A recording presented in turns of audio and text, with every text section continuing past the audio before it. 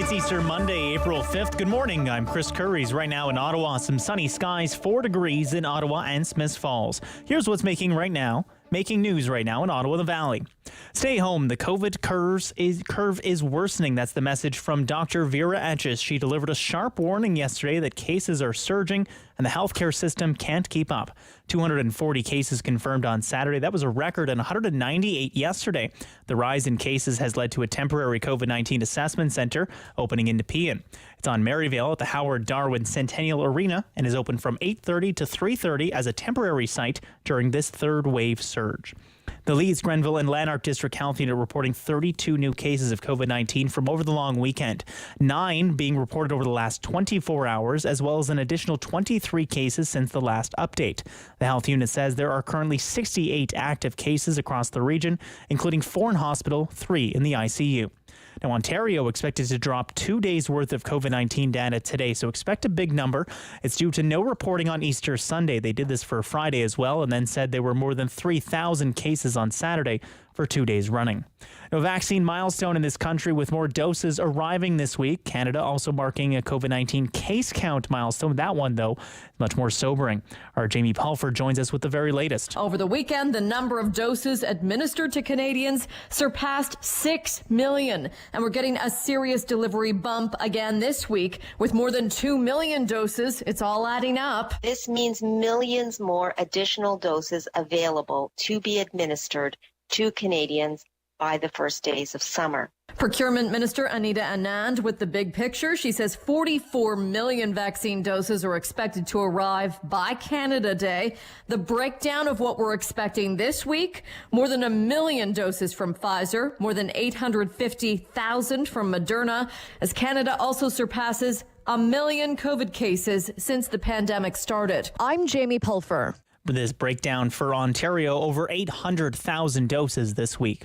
Now, the prosecutor's office in Paris has opened an investigation into claims that government ministers and others have been flouting COVID-19 restrictions in dining in secret restaurants.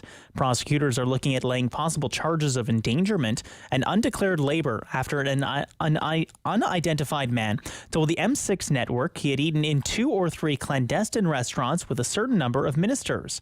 The prosecutor's office says the investigation is continuing despite reports that the man featured in the documentary has retracted his claim. Now, for the second year in a row, the Ottawa Mission isn't letting the pandemic derail its annual Easter dinner. Those staying at the shelter can get their meals between 11 and noon, while takeout will be available for the community from 11 to 3 via the shelter's shipping dock. Mission CEO Peter Tilley tells City News what's on the menu. Turkey, prime roast beef, Yorkshire pudding, baked potatoes as usual. I mean, we're talking 2,300 pounds of roast beef and 1,500 baked potatoes with sour cream, along with another 600 regular peeled potatoes.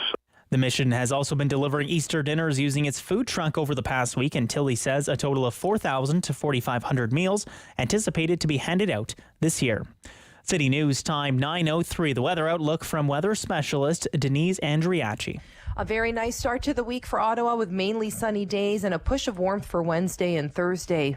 Be on the lookout for that. It's going to be lovely, although today it is still above seasonal. We have a daytime high of 14 degrees.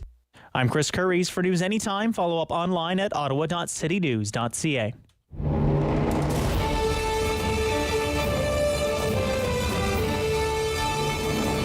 Good, bad, or complicated. There's no news in Ottawa and the Valley he won't talk about. It's the Rob Snow Show on Rogers TV and City News. 101.1 FM and 1310 AM. I am loving that weather forecast. One of the few things going our way lately. The weather. Good morning. Welcome to the Rob Snow Show on City News. It is great to be back with you this morning. If you had the long weekend, or you're still enjoying the long weekend, or every weekend's like a long weekend now, just thank you. Thank you for making us part of your day. I think we have a great show on the way. We're all over the COVID-19 news, of course, again this morning. We'll get new case count numbers in about an hour from now from the provincial government. It's going to be a big number this morning because it will be 2 days worth of data. There was no data released yesterday because it was Easter Sunday.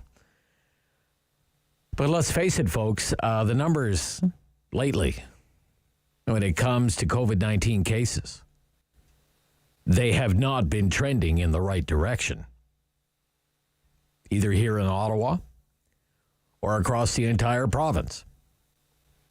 The Ottawa cases have either been setting records or they've been coming close to setting records. And the median age now for someone testing positive for COVID-19 in Ottawa, the median age is 35 years old. And Dr. Etches tweeted this weekend that we can't vaccinate our way out of this latest wave, this latest spike in cases. We can't vaccinate our way out of it. We're not going to vaccinate our way out of it. So if you can't vaccinate your way out of it, what's the way out of it then? You don't have to use your imagination, right? It's more restrictions. The number of patients in local hospitals, that's up to 47 now in the Ottawa Public Health District. 47 people in the hospital. Way up. That's a number that's way up. And the number of people in local ICUs is also way up. That had been in the low single digits for the longest time. Now 16 people here are in ICU. And it's well in excess of 400 all across the province. You can remember, it wasn't that long ago. The Ontario Hospital Association, which is kind of updating this on a regular basis, it long ago warned that surgical procedures, diagnostic procedures, whatever the case, elective medical procedures would have to be postponed if the number of COVID-19 patients ever exceeded 150 all across the province. And now exceeded 150, it's closer to 450. On this Monday morning. And then there's the R number, the so-called reproductive rate of this virus. And it's still above 1. And what have we learned over the last year, right? Remember, the experts have told us on this program over the last year, they have all told us time and again, this is not going to end. Pandemic life doesn't end until we see that number fall below 1. Once it falls below 1, and it'll fall and fall and fall, it'll eventually die out.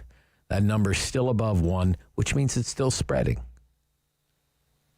Infected people are still infecting other people. It's above 1. It's 1.1 something. One infected person is spreading it to another infected person, and on and on and on it goes. And if anything, the variants of concern, more contagious. I mean, you look at what's happening with the Vancouver Canucks. The NHL club. Yeah, basically a whole NHL team down for the count. No idea when they'll play hockey again. Professional hockey players. Tested all the time. Strict protocols in place. I mean, professional athletes, extremely healthy men. And, boy, it sounds like it just spread like wildfire through that team. So needless to say, none of that is encouraging. About the only positive sign is that, mercifully, the number of fatal cases of COVID-19 across Ontario continues to decline. And across the country, the number of people dying from COVID-19 continues to decline.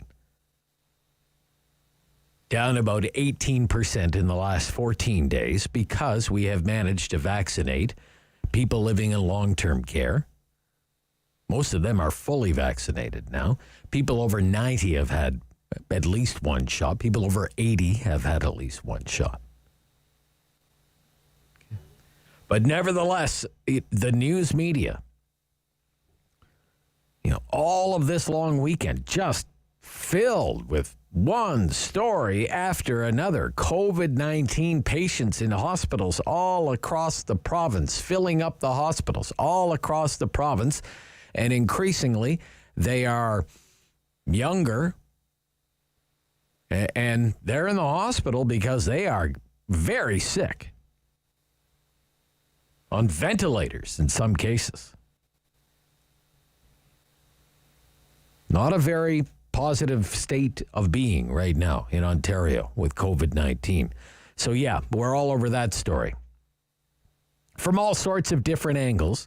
One of them is wastewater. This is something we check in with the researchers at CHEO from time to time. CHEO researchers have been testing the viral load in the city's wastewater. And David showed me the most recent chart this morning, and we'll have the expert on it a few minutes from now. When you look at the chart, oh, my goodness, appears as though it has really spiked, the viral count in the wastewater. It spiked at the end of March. It might even be in an all-time high, where we will speak to the expert. And Dr. Etches has said repeatedly here on the Rob Snow Show, this is one of the data points that they really watch at Ottawa Public Health. What's going on with the wastewater? Because it's a leading indicator, right? When you see what's going on in the wastewater, that's an early sign. Eventually, what you see with the wastewater, you're going to see it later in things like case counts and hospitalizations and ICU admissions. It's a leading indicator, a sign of things to come. And it's not a positive-looking sign, I'm afraid. Dr. Gerald Evans will be on our program. Many questions for him. He is the chair of the Division of Infectious Diseases at Queen's University in Kingston. He grew up in Ottawa. And one of the things we'll talk about is the difference in restrictions between Ottawa and Gatineau here in the National Capital Region. And is it worth exploring the idea of having the two municipalities coordinate their measures, lockdown measures, the restriction measures? I mean, the biggest difference between the Ottawa side and the Gatineau side is that on the Gatineau side, they have a curfew. That's the biggest difference. The Gatineau side. You could say the Gatineau lockdown is tighter than the Ottawa lockdown, the Ontario-wide lockdown, shutdown. In Gatineau, the schools are closed. Non-essential businesses are closed, 10 days. But the curfew, I think, is the biggest difference. You're not allowed out of the house. Not allowed out of the house. Okay? By order of the government, you're not allowed out of your house from 8 p.m. to 5 a.m. pretty much all across Quebec now. Wherever they extended the curfew to 9:30, they seem to be rolling it back to 8 o'clock in the evening now. Imagine it, you're not allowed out of the house. Government-imposed curfew in Quebec. Unless you're an essential worker, and if you don't have a good reason to be out of the house past curfew, the Quebec police have not been shy about handing out fines of $1,500. So, who's doing it right? Ontario or Quebec? We can get into that and many more things. I suspect Dr. Gerald Evans, Queen's University. And I want to pick up on the conversation there with you. This whole gray zone lockdown that went into effect on the weekend all across Ontario. I want to hear from you on this today. We do the Talkback Hour every morning here between 10 and 11 o'clock on the Rob Snow Show. Call in line 750-1310, 750-1310, 613-750-1310. Email address, therobsnowshow at ottawa.citynews.ca. What was your experience this weekend? I barely left the house. But if you were out and about, I live a quiet, sheltered life. I will live vicariously through you. What were you seeing out there during the long weekend? And the reason I want to ask is I want your honest opinion. Does Ottawa look like a city that's under a lockdown? I would say this morning on the way into where I came into work around 6 o'clock this morning, it looked like Easter Monday traffic. Hard to tell today because it's government workers aren't working today. And there's really no such thing as a normal morning rush hour anymore, but it was even lighter than normal. But when you were out and about this weekend, if you're out and about this weekend, does it look like a city that's under a lockdown or a shutdown or whatever the Ford government is calling this thing? I saw this term on social media this weekend. It's not a lockdown, it's a mockdown. It makes a mockery of a lockdown because it's half-hearted. It's a half-hearted attempt at a lockdown. Randall Denley, in his most recent column, calls it lazy. It's a lockdown in name only. What do you think? I saw pictures on social media. This is why they call it doom scrolling. People lined up waiting to get into the IKEA in Ottawa. You see those pictures, David? Aren't they incredible? You can see it from outer space. During what is supposed to be a lockdown? Really? Do you really need 20 tea lights that bad that you're going to IKEA? Right. People in the Gatineau Hills complaining about all the traffic, outside the entrances to the park. Costco, the parking lot. There were some aerial photographs on Twitter of the Costco parking lot in Ottawa this weekend. Saturday, I guess. Didn't look like there was a parking spot to be found in the whole place. Ask yourself, is that what a lockdown is supposed to look like? And look, I'm no fan of lockdowns, don't get me wrong, but I want to run something by you during the talkback hour today because I hear more and more people, this is what they're suggesting, and I want to know what you think about this. Do a real lockdown. Not this half-hearted mockdown. Do a real lockdown. If you're serious about getting these case counts really driven down to close to zero, don't let people go to IKEA so they can buy a $99 bookshelf. Stop that stupid stuff. What kind of lockdown is that? Here's what I'm hearing more and more people suggest. I'm not saying I'm suggesting it. I'm saying I'm hearing more people suggest it. Big difference, okay? Don't put words in my mouth. If you're going to lock it down, Doug, lock it all the way down. And be done with it. Close everything but the barest of essentials. Gas, pharmacy, grocery. And that's it. Everything else is closed. And don't ease up until those case counts drop to almost nothing. Give the burned out hospital worker a break. Give the vaccine rollout a chance to catch up and make a difference and hit some critical mass. I'm not saying it's my opinion. I'm saying it's an opinion.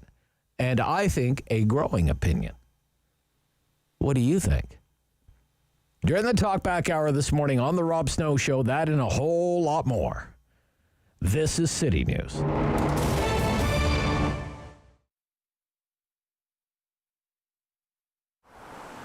It's a space that needs to be lived in. It's a space that people, have to have an experience of more than just art on the walls. I think, yes, the art on the walls is fun, and it's fun to walk around and see all the beautiful things, and the way Dominic and Edith have curated the gallery is certainly something worth seeing. But coming by and asking questions, again, to Dominic's point of view is, interrupt him, ask questions. I'm here on most of the days too. We have Luce that comes in, Nancy that comes in. So yeah, we have quite a few opportunities for people to come in and see the process, and of course ask a few questions. It's a great space. Basically, the one event that we did do, is the jazz shows, the jazz and blues shows. And I think the weird thing to let you know is that the acoustics in here are really amazing. I think that was the first thing that blew me away when we started doing shows, or when I was helping out with the shows. The other part of the business too is we do rent it out for special occasions too. So a few weddings, birthday parties, product launches, that kind of thing. So they're also a lot of fun. We do have one artist that's from the States, but of the 30 odd artists, the rest are from either Quebec, Ontario, and one beautiful woman from BC. But yeah, it's definitely part of the philosophy to maintain and canvas and show the beauty that we have in our backyard. You have the very, very strong personalities in Edith and Dominic, of course. It's wonderful to see how that actually balances out in the rest of the gallery.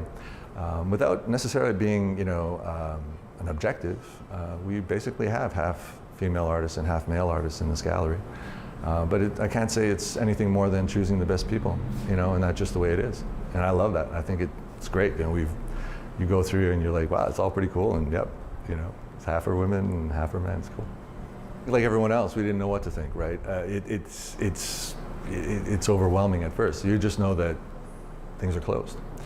And now you're trying to figure out what you do during that downtime, which I think everyone did. And I think in March, the first close, the first shutdown, it was a lot of actually recuperating and resting and not worrying too much on the spot.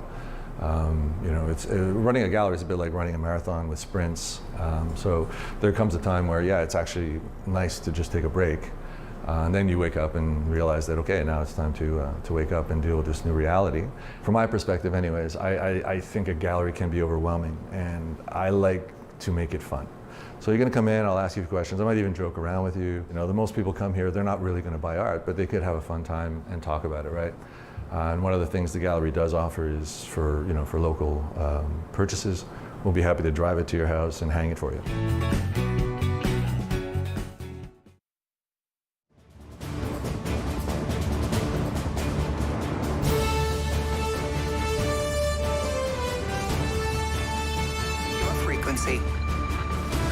He's the opinionated Ottawa icon.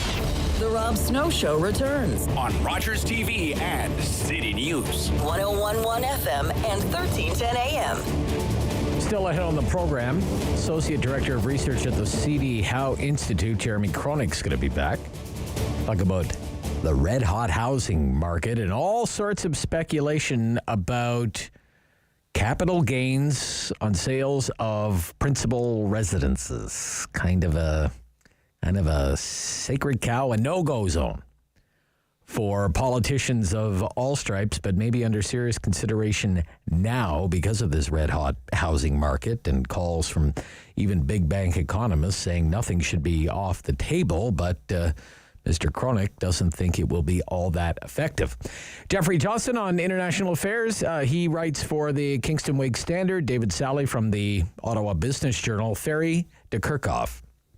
Long-time international affairs professor at the University of Ottawa, and he advises the president of the University of Ottawa on international security. And we're going to talk about foreign policy and Russia warning NATO as NATO becomes increasingly alarmed about what it calls a troop buildup by Russia in Ukraine. Important for Canadians.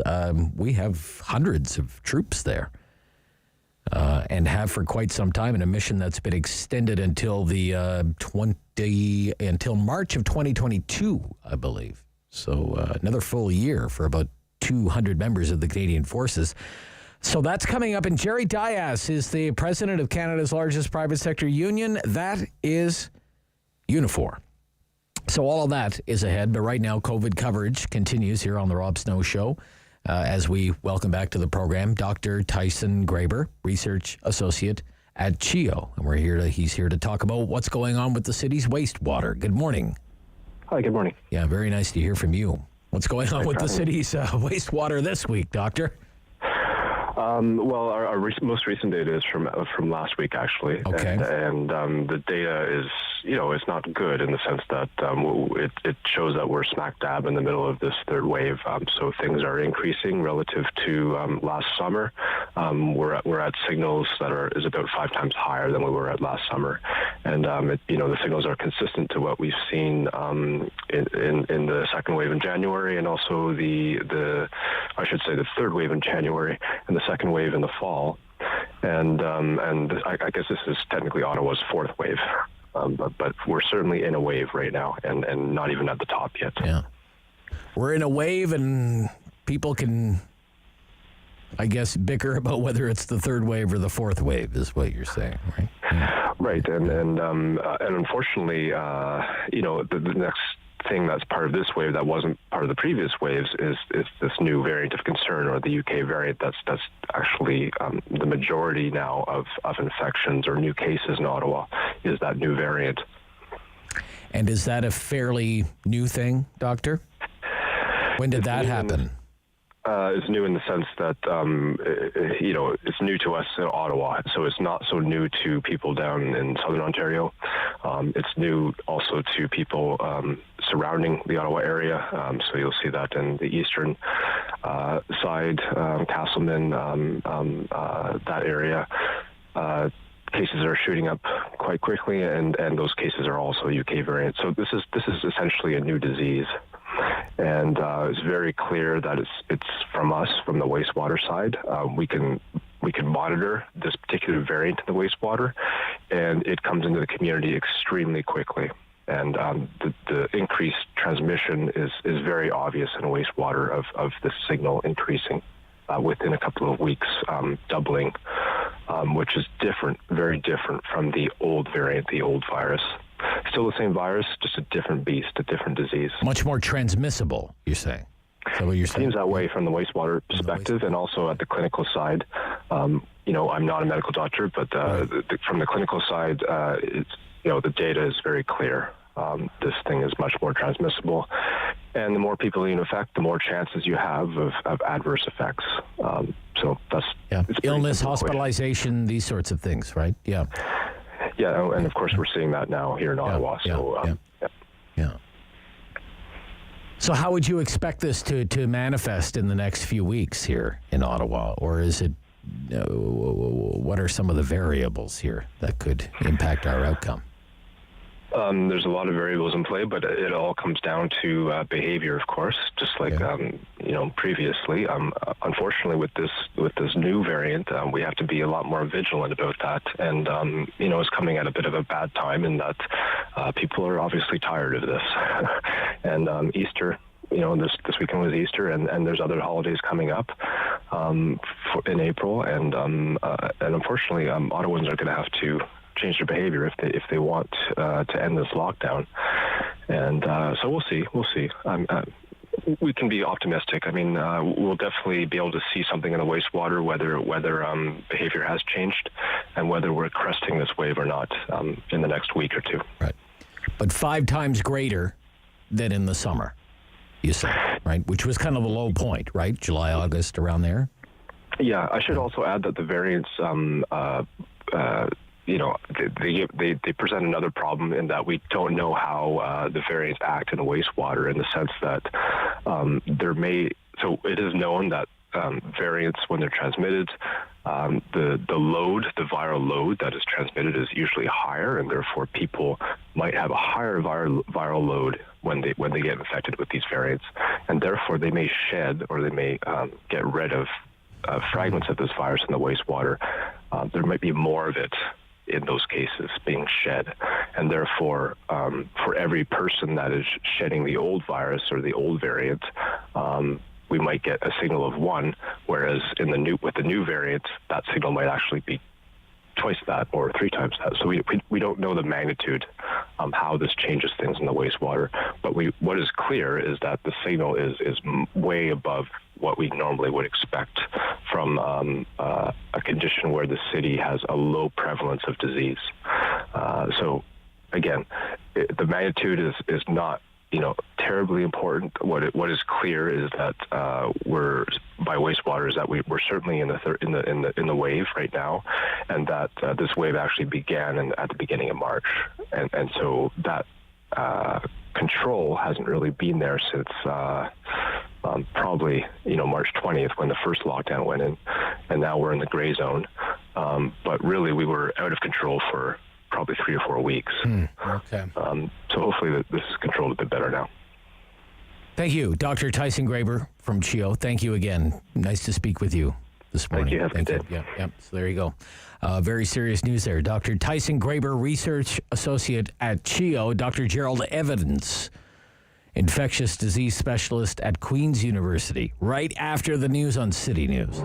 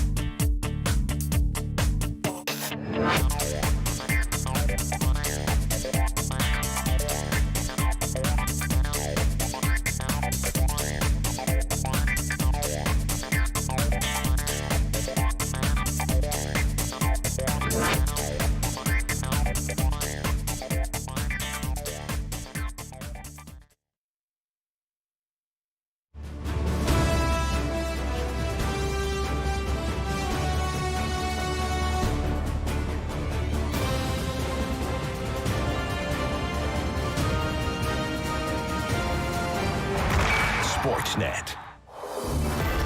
Number one for local news in Ottawa and the Valley. This is City News, now on 101.1 FM and 1310 AM. It's Monday, April the 5th. Good morning. I'm Chris Curries. Right now in Ottawa, some sunny skies, 6 degrees. In Smiths Falls, sunny and 5. Here's what's making news this hour.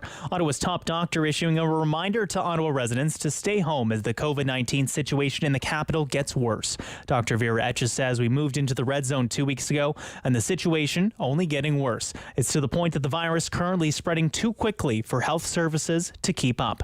Now, one thing the city is doing to try and catch those surging infections, a new assessment center. The city opening a new site in Nepean today at the Howard Darwin Centennial Arena. It's open 7 days a week. Phone lines open from 9 to 9 to book an appointment, and the site will be temporary. Now, England ramping up its fight against COVID-19 starting this Friday. Everyone in the country will be able to access 2 rapid tests weekly to help stop outbreaks. The government says the kits, which can provide results in about half hour, will be available for free for all at the testing sites, pharmacies, and through the mail. The country's health secretary says the program will help quash any outbreaks as lockdown measures are lifted. I'm Chris Curries for News Anytime. Follow up online at ottawa.citynews.ca. Strong voice. Strong opinions. The Rob Snow Show returns on Rogers TV and City News. 101.1 FM and 1310 AM. Dr. Gerald Evans is chair of the Division of Infectious Diseases at Queen's University. Joins me this morning on City News. Good morning, Doctor. Good morning, Rob. How would you describe the current state of the pandemic right now? It seems to be getting worse.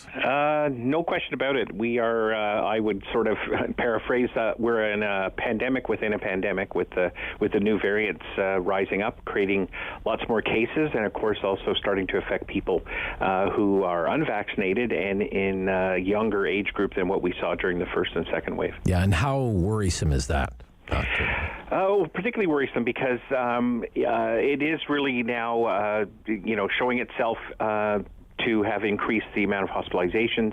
We're getting a lot more patients in ICU with this younger group of middle-aged adults, and that's really kind of stressing things in a system that's already trying to play catch-up from all of the delayed care that we saw during the first and second waves. And these are much more transmissible variants, and they really do pose a risk that the measures that we have to have in place need to be stringent. Case counts are going up, but fatal cases have been on a steady decline. What do you think is happening there? Well, we know one of the most important risk factors for having a severe form of COVID-19 and dying is age. And what we've done so far, to some extent, is that we've certainly vaccinated heavily in long-term care, where a lot of the burden of deaths were occurring. We are rolling it out to older individuals in the community. And we know that vaccines, even one dose of vaccine, can be very protective in terms of preventing someone from getting severely ill. It doesn't reduce cases, but it reduces that terrible endpoint of death. So I think that's part and parcel of why we've seen that reduction. But we're also early into this third wave now, and we're going to have to watch over the next 2 weeks what actually happens with that. Okay. What will you be paying attention to out of curiosity? Really, I think, again, recognizing everywhere around the world where we've seen an upswing in cases, the downstream signal that we're seeing, the lag signal, tends to be an increase in very ill individuals in the hospital environment and with death. But what we're really looking at right now is, are the measures that we have in place, for instance, here in Ontario, are they really going to be effective? Because, I think a lot of us feel that these measures are certainly not as stringent as we saw with the lockdown that occurred way back in late December of 2020. And these variants are more transmissible, so we really need to probably be on top of somewhat more stringent recommendations about what to do. For example, on the Quebec side, you talk about the National Capital Region, Eastern Ontario, West Quebec. On the Quebec side, schools are closed, non-essential businesses are closed. There's a curfew. There's been a curfew in effect for a long time in the province of Quebec. And wherever the curfew has been expanded, they're kind of rolling that back now. It had been expanded to 9:30 in some regions, and now they're kind of pulling that back. Here on the Ottawa side, the government doesn't even call it a lockdown. It calls it a shutdown, and retailing is open with limits on the number of people that can be in a store, for example. Do you think it's worth exploring this idea that the measures should be coordinated here in the National Capital Region? What do you think? Well, when I was a young man growing up in Ottawa, I certainly saw the difference that existed between Quebec and Ontario in lots of things. Used to be able to go to bars in Quebec later in the evening than you could in Ottawa. But and younger, you could be younger too, right? Yeah, yes. Yeah, exactly. So one of the issues here is that, in a region like Ottawa, with the river, the only thing separating Gatineau in Quebec from Ottawa on Ontario side is the river. Lots of bridges, lots of opportunities for people who are in more stringent conditions to move to areas where there are less stringent conditions without really having to break a sweat. So I think that's one of the things that strikes me is the National Capital Region is a particularly sort of confusing spot, because depending on where you live, you're under different restrictions. I would like to sort of see some uniformity in areas like that, but that would require a fair bit of cooperation between, not just two municipal governments, it would be between two provincial governments who have taken really kind of a slightly different line on what sort of recommendations need to be in place. And by the way, I support what Quebec is doing right now. I think it's the right move. You would prefer that over what Ontario is doing right now? Absolutely, yes. Because I think we've seen anecdotally that curfews in particular, which were a very controversial thing when Quebec introduced them, have actually been fairly effective. I talk to my colleagues in parts of Quebec, and they say in the evening when that curfew's in, you don't see a lot of people out in the streets. Yeah, and it's, it comes back to the very basics of this. When we first went into this a little more than a year ago, it's all about limiting the opportunity of this virus to spread, right? That's exactly it. But right back to basics. And if it's illegal to be out of the house after 8 o'clock, I guess that's one way to increase the efficacy of your restrictive measures. So. Exactly. It's all about transmission. If you can cut this virus's transmission, ability to transmit, by reducing those social interactions, you can get a significant handle on it. We know around the world when that's been done, and it's been done really correctly and for a sufficient period of time, you can actually drive cases extraordinarily low. Okay. Dr. Vera Etches is Ottawa's Chief Medical Officer of Health, and on her Twitter account this weekend, she said that we can't vaccinate our way out of this, which would seem to be an indication that it's going to have to be about our behavior with these rising case counts, the increasing transmissibility, I guess, of the variants. Would you agree that we can't vaccinate our way out of this? It's reproducing at too great a rate. What do you think? Yeah, I think if you look at it as a race between vaccines and variants, the variants are winning at this point. So, where vaccine rolled out quickly, efficiently, and in large numbers in places like Israel and now what we're seeing in the United States, vaccines can be a way to really try and control them, but we're so far behind the ball right now. I totally agree with Dr. Etches, who I have great respect for. The main thing we can do right now is public health measures. Just because vaccine rollout really in Canada has been very much hampered by supply issues, getting the vaccine into the country, and then getting it out in an efficient and quick manner to as many people as we possibly can. There were reports over the weekend that there will likely come a time when people will look at this COVID vaccine as a flu shot, that we may need to get it every year, as we do with seasonal flu. What do you think of that? Do you think that's a possibility, Doctor? It's a possibility. Okay. We're really a little bit early on. One of the key things that we know is that our immunity to coronaviruses like SARS-CoV-2 and our immunity to orthomyxoviruses like influenza is a little bit different. And influenza viruses mutate and change very quickly. Coronaviruses do it a little bit more slowly.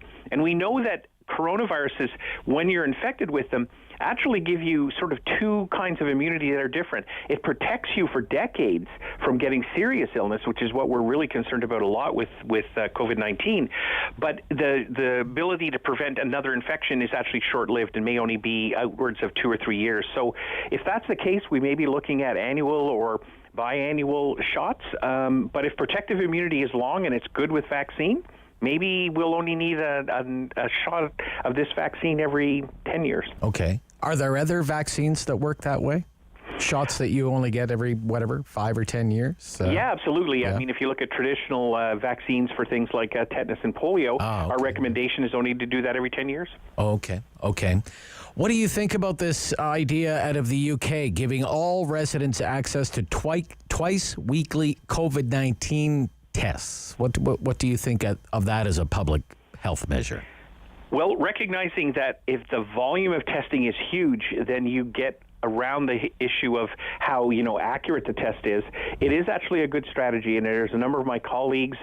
I'm thinking of Michael Mina in Harvard, who's really pushed the issue of getting rapid tests out there a lot, because it does help you very quickly sometimes identify where an outbreak's happening. And if you can do that, you can bring in measures very quickly to stomp that out, and that's again another important measure. More evidence, more insight, more data. Right? Yeah, more data. Exactly. Yeah, more data. Yeah, thank you. Thank you, Dr. Gerald Evans. Very nice to speak with you this morning. And good to talk with you too, Rob. Chair of the Division of Infectious Diseases at Queen's University. Away from the COVID-19 news, into the latest on a red-hot housing market and the possibility of a capital gains tax on principal residences. Jeremy Cronick is the Associate Director of Research at the C.D. Howe Institute, and he'll join me coming up next on The Rob Snow Show on City News.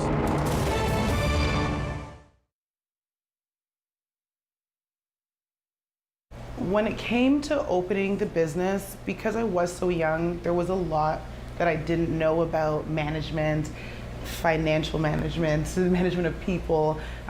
all around management, I think, is the word that I always come back to. I think that I always had a passion, and I knew that I wanted to create a space for people to get their hair done, but I had no idea, even having studied business management, what it really took to open a business as well as sustain a successful business. So in 2014, I was actually working with Angela Sutcliffe. She was my business coach at the time, and she was like, what's your niche? Like, what separates you from other salons? And when we started to really dig, it was the curls. It was the fact that we work with all curl types: curly, kinky, wavy, coily, which is how we identify our curl types. And then you have straight hair as well, of course. But you know, more than 70% of the world has some sort of curl pattern to their hair. And we just realized that that was not being addressed. It wasn't something we learned about in school. So I went to the States and I traveled all over to kind of gain the information that I have now to be able to share it with our clients and as well as with other stylists. So in March, when it came, I thought it was gonna last, a week, 2 weeks, I think it started off at 2 weeks. And I was like, cool, I have 2 weeks to just relax, that's fine.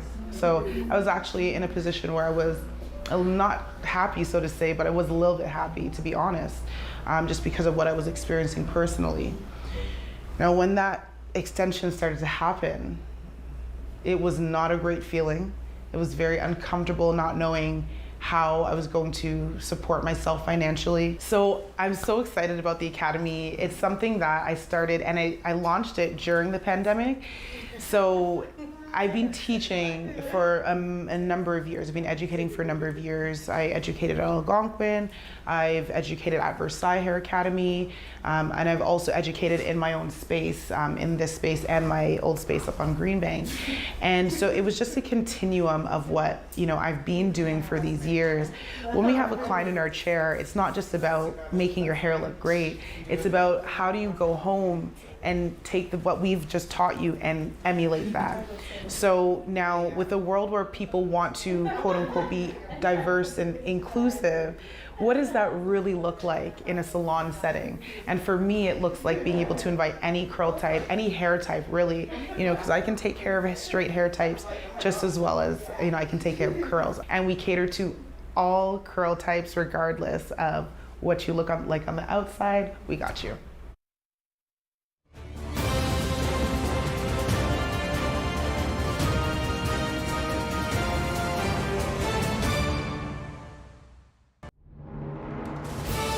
The world is changing. So keep up with Rob. The Rob Snow Show returns on Rogers TV and City News, 101.1 FM and 1310 AM. Lots of talk, lots of speculation about what the government might consider doing to try and cool what has been a red-hot housing market from one end of the country to the other, including right here in the city of Ottawa. And one thing that keeps coming up is the possibility of a capital gains tax on the sale of a principal residence. But in a recent report written for the C.D. Howe Institute and published in the Globe and Mail, Jeremy Cronick, Associate Director of Research at the C.D. Howe Institute, argues that a principal residence capital gains tax would not be effective at cooling the housing market. And Jeremy Cronick joins me this morning on the Rob Snow Show. Good morning. Good morning, Rob. Before we get to why it won't work, in your opinion, why do you think this keeps coming up?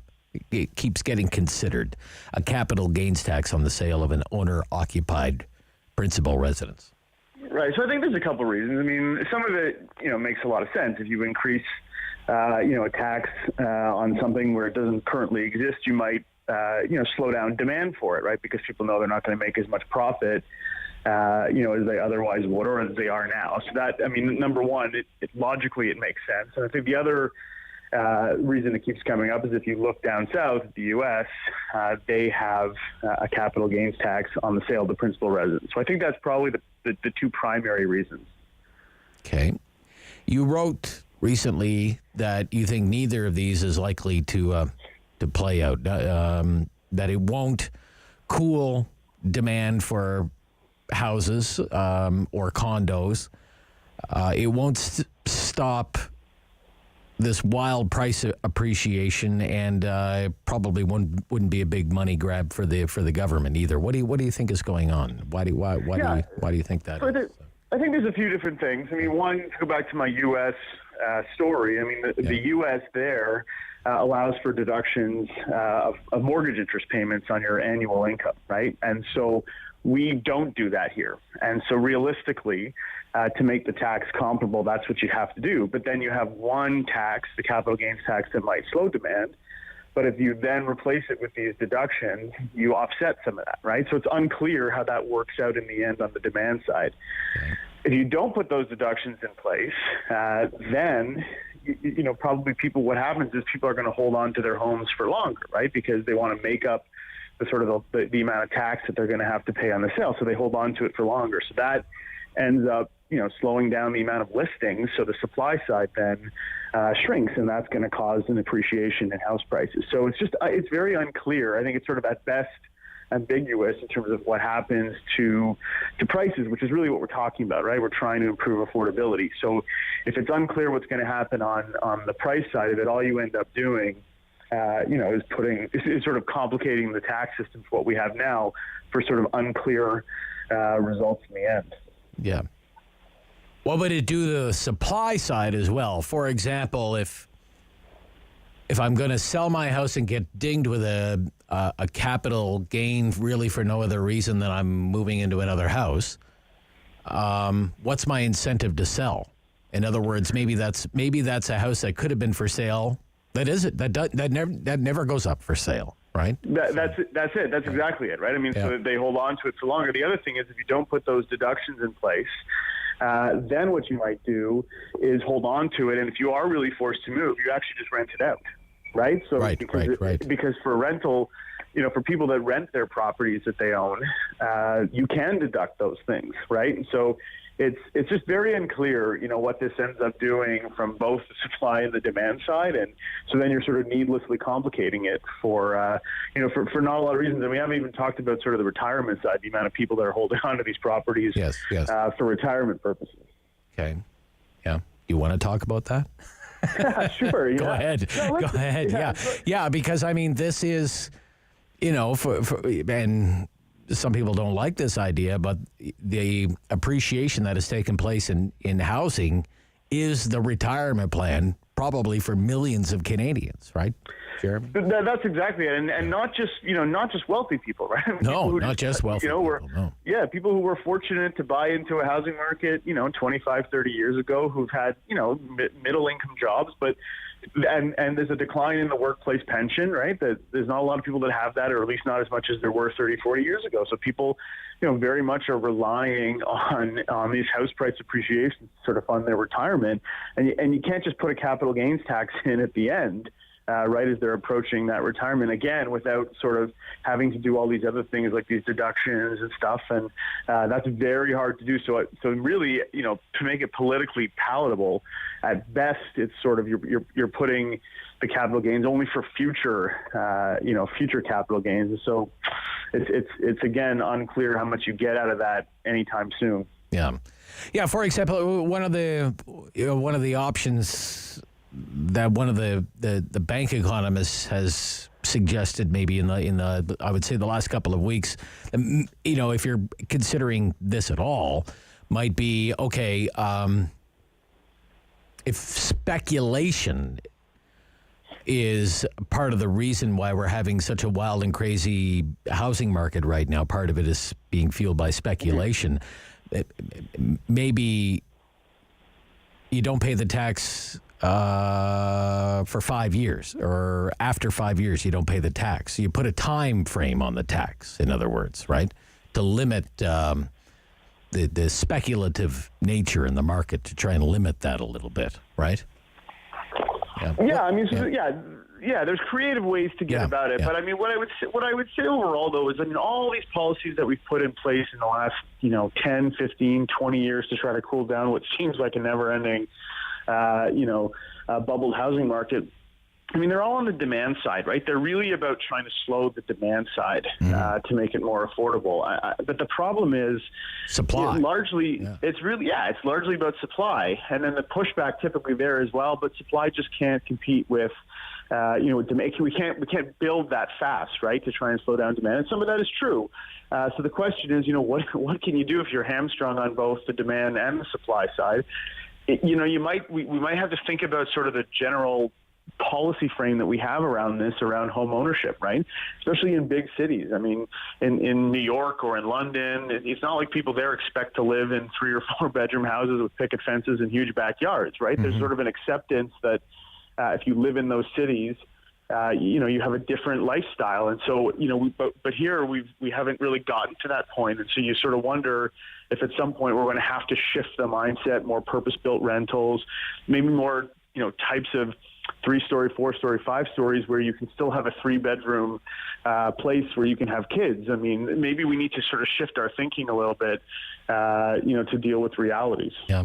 I mean, for example, I had a former chief economist at one of the big banks tell me, and this was several years ago, before, the housing market was crazy enough then, let alone what it is now, said people just have to wrap their heads around it that you're not going to live in a place. You're not going to own a house in Vancouver anymore unless you're wealthy. That Vancouver is like Vancouver, just as an example, because it was the red hot, crazy housing market at the time. Still, hasn't abated very much. But Vancouver is a world city now, and it attracts wealthy people from all over the world. And living in Vancouver is like living in London, is like living in Hong Kong. It's like living in New York. And it's rarefied air and not for mere mortals anymore, like you and me, Jeremy. Right? No, I mean, that's it, right? Yeah, that really is. Like nobody owns a house in Manhattan except for the uber wealthy. Exactly. I mean, that's it, right? Like, I think we just have to wrap our heads around some of these things. Now, look, some of what's happening right now is certainly, turbocharged government transfer payments during the recession to help people along. But as a lot of people have pointed out, the savings rate, if you were one of the lucky people to avoid losing your job during all this, you saved a lot of money, right? Savings rates never been higher in 2020 than historically. And so you do have a lot of this sort of pent up savings is certainly driving some of this, right? And so we do need to sort of see how this plays out in what I hope is a soon-to-be post-pandemic world in terms of the effects on housing prices. But in principle, for the last 25 years, we've seen this housing market just go up and up and up and up, and especially in the big cities. And to that economist's point, it's sort of unclear. Yes, you might get market corrections along the way, and maybe at some point we'll see a big drop, but this is what happens to global cities, right? Demand just outstrips supply, and it's very hard to keep up. And you're right, unless you're really wealthy, you might have to think about. We as a society might have to think about sort of different options for most of us. Okay. Thank you, Jeremy Cronick. Nice to hear from you this morning. Yeah, lots to think about. Jeremy Cronick is Associate Director of Research at the C.D. Howe Institute. We're going to be taking a look at the housing market all week on the Rob Snow Show. Capital gains, hearing more and more about that, capital gains on principal residence. 9:58 Talkback Hour coming up. So what I want to get into lockdowns, shutdowns, mockdowns, all of this with you. Does Ottawa look like a city that's under lockdown? If you were out and about this Easter long weekend, I'd be curious to have your take on your impressions. What are you seeing out there? Why are these case counts so high? And would you support an even more severe, strict, tight lockdown? After the news at 10 o'clock, Talkback Hour, 750-1310 on City News.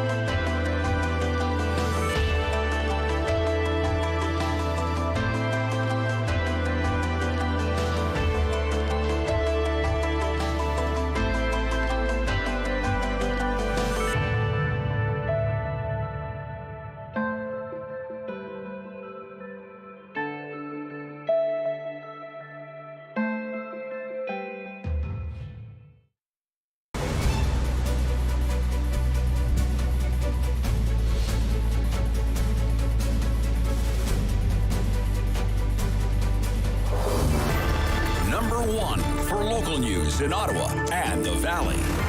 This is City News, now on 101.1 FM and 1310 AM. It's Easter Monday, April the 5th. Good morning. I'm Chris Curries. Right now in Ottawa, some sunny skies, 6 degrees, some sunshine, and 5 in Smiths Falls. Here's what's making news in Ottawa and the Valley.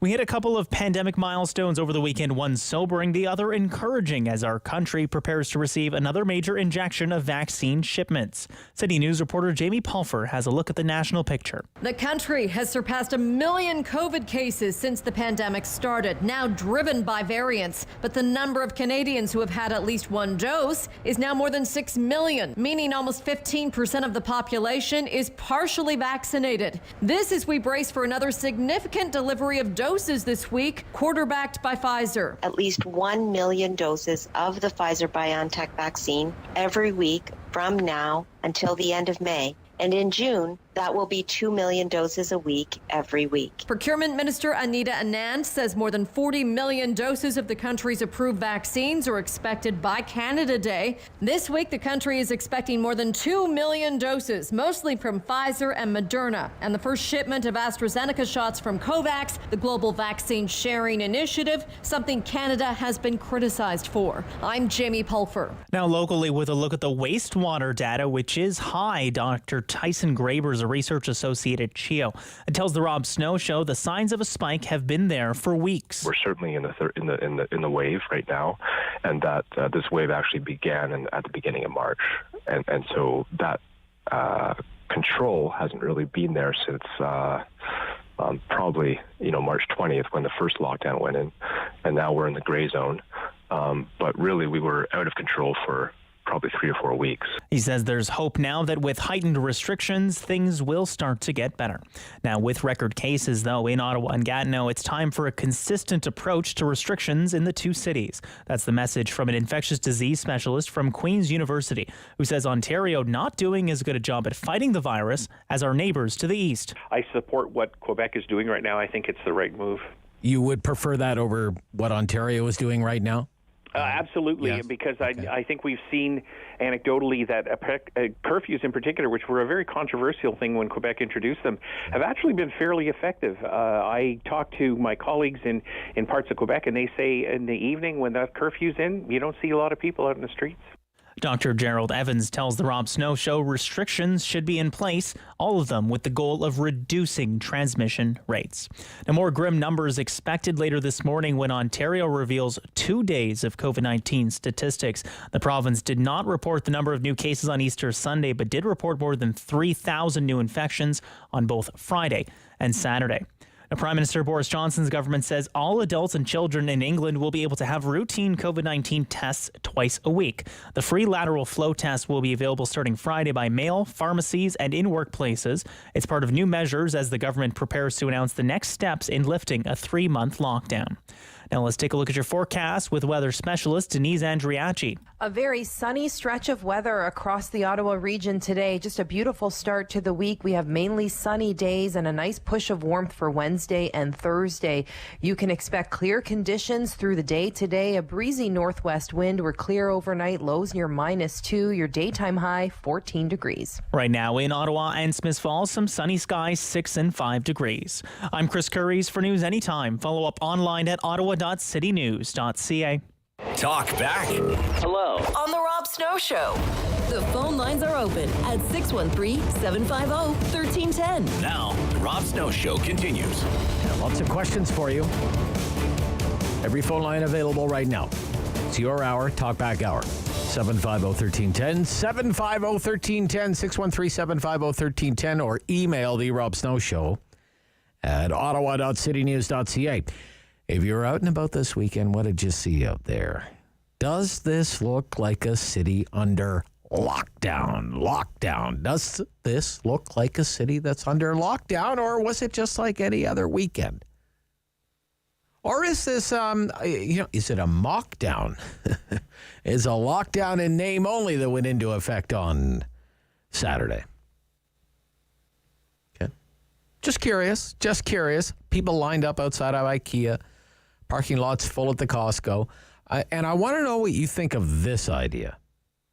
Okay, not because it's my opinion, but because I want to run this by you because I'm hearing this more often from more and more people. It's an opinion that I think is growing in popularity. I want to know what you think about it. It's the opinion that this latest move by the Ford government, lockdown, shutdown, whatever they're calling it, it doesn't go nearly far enough. And if we really want to get a handle on the situation with COVID-19, we have to have a government that is willing to impose a very strict lockdown. The kind of lockdown where you shut just about everything down except for the barest of essentials. Your gas station is open, your pharmacy is open, your grocery store is open, and just about everything is closed. Okay? Everything else is closed. Okay? Non-essential businesses, closed. Empty office towers, construction, closed. Schools, closed. Big box retail that is not essential, like IKEA, people line up outside IKEA. You close IKEA. Close that stuff down, close it all down, and be done with it. Okay? I'm hearing more and more people are recommending that. I'm not saying I'm recommending it. I'm hearing it more often. This idea, and don't reopen until you drive those case counts down to next to nothing. And we'll give our health workers a break, and maybe we'll make some headway on the vaccine rollout. And it's probably not a bad, you heard from our expert, it's probably not a bad idea to have a curfew, too, like they're doing in Quebec. I'm hearing that more often. I am hearing that more often, okay? It is an opinion that's out there, and I think it's growing in popularity. I just want to know what you think about that idea here during the Talkback Hour. 750-1310, 750-1310, 750-1310. We begin with Paul in Ottawa. Good morning, Paul. Good morning. Morning, Paul. I just wanted to share with you, I walk my dog 4 times a day, and during this weekend, I saw a lot of gatherings, but not once did I see any bylaw or police officers around. Okay. Like, what kind of gatherings? You're out walking the dog, you said, right? Yes. People are gathering where? Where are they gathering? Backyards. Backyards. Maybe 7 cars in front of the house. I see. Doesn't take, a big IQ to know that nobody owns 7 cars. Basketball courts are full. I see about 20 teenagers playing basketball games and no mask, no distancing. Okay. Again, you're not seeing a lot of enforcement, you said. None. I haven't seen a bylaw. I don't know where they're hiding. I don't know, maybe. Well, they're not known to go into hiding, Ottawa bylaw. What part of the city are you in, Paul? In the east end of Ottawa. In the east end of Ottawa. Okay. Like the old East End or Orleans? The old East End. Okay. All right. Okay. You know, what is interesting in France, and they've started saying that they had the restrictions. You can't be away more than 10 kilometers away from your household. That would be something maybe we should look at. That would prevent people from going to IKEA, Costco. You'd be going to your neighborhood grocery store or restaurant. Okay. You wouldn't be driving to Quebec. Sure. And it'd be easy to enforce. Yeah. I don't know. Yeah. Some countries, they have done that. They've imposed restrictions. You're not allowed to be so many kilometers away from your house. You're right. So let me ask you, Paul, when you're out walking the dog, does it look like a city that's under lockdown to you? Or does it kind of look like a typical spring day in Ottawa? Oh, I can't remember what's it. Oh, yeah. Okay. Yeah. But I have to say, from what I see, most people, or the majority of people, are playing the game. It's just a few. Right, and you want the bylaw to crack down on the few, is what you're saying. Basically. Yeah, okay. All right, Paul, thank you. Good to hear from you, sir. Thank you. So there's a free phone line, 750-1310, 750-1310. Didn't take long for the phones to fill up this morning. Ray, Ottawa. Good morning, Ray. Good morning, Rob. Ray. I have a different angle on this. Sure. Yeah. I'll relate, first of all, polio back in 53.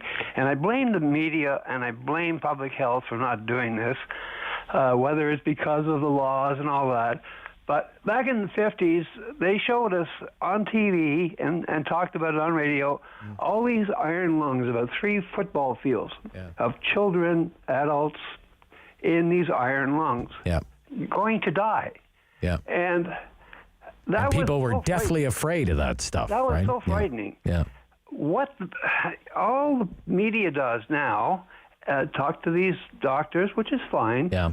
But I haven't heard anybody say, except for Dan Gardner of the New York Times, saying, you're not scaring these people with figures. People are just shrugging their shoulders. Oh, 140.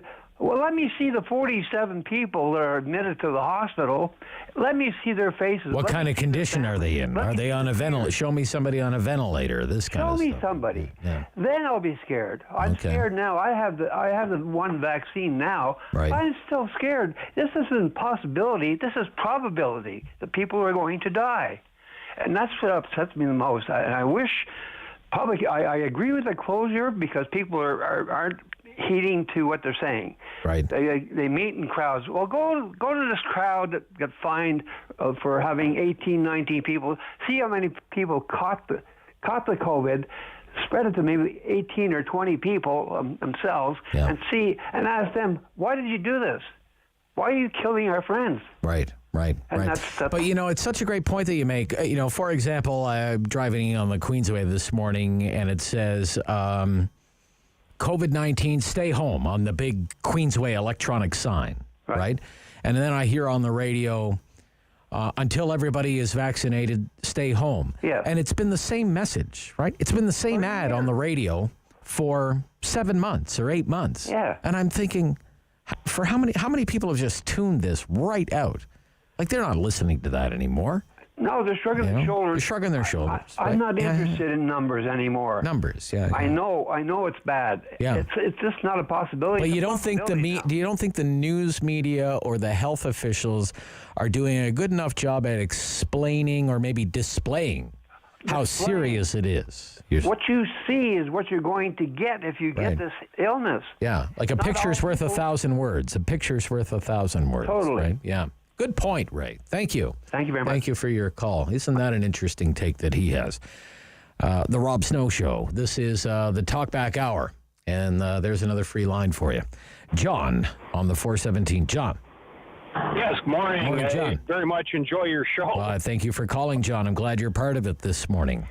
Well, I'm a long-haul truck driver, and Thursday, westbound out of Montreal, there was a crap pile of Quebec plates in Ontario also going westbound, and I thought, essential travel was, advertised as, you could only travel that way. I've also had the experience, in comparison, I happened to be in Spain when COVID locked down Spain. Okay. And in Spain, you could only walk your dog 50 meters from the house. They had roving National Guardia at the roundabouts, and you were only allowed one person in the car unless it was a medical emergency. Wow. And if you were on your way to a grocery store, which you were allowed during the shutdown, if you passed a grocery store on your way to the one you wanted to go to, €600 fine because you passed an available grocery store and we're now going into another neighborhood. It was in comparison to what. So you can imagine having the Mounties at the roundabouts in Ottawa, for example, right? Well, yeah, exactly. and I hear on the Quebec radio. No, you can't go to Loblaws. You can't go to Loblaws. The Metro's closer to your house. Yeah, exactly. You're containing it, and wow. Well, it was almost laughable because people like the dog rescue hounds they actually emptied out the dogs because people were going in and getting a dog so that they were able to go outside their house. They weren't allowed out of the house. Just to walk the dog. Yeah. Yeah. And the township, once a week, the township would come down your street with a big orchard sprayer, and we're dousing everything with, you could smell the bleach. Oh, my gosh. And once a week, people in hazmat suits come around and sprayed your windows and doors and everything. And for 80 days, we lived like that. You weren't allowed out of your house. You had to stay in the house. Okay. And so what do you think? What do you think about what we're doing here? Does it go far enough? I'm putting this out there because I think people. I've heard more and more people suggest this Doug Ford lockdown is a joke.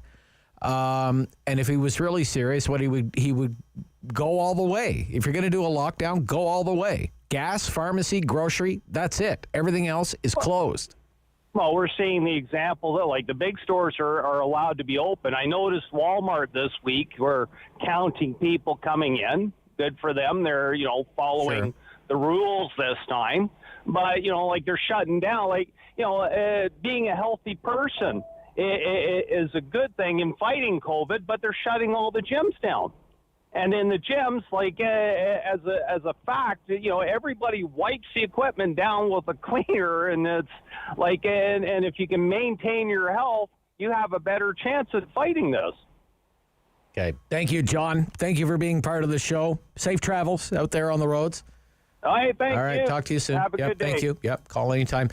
Be right back. There you go, one segment down. Talk back hour. That's how easy it is. Talking lockdowns and the COVID Chronicles on the Rob Snow Show on City News.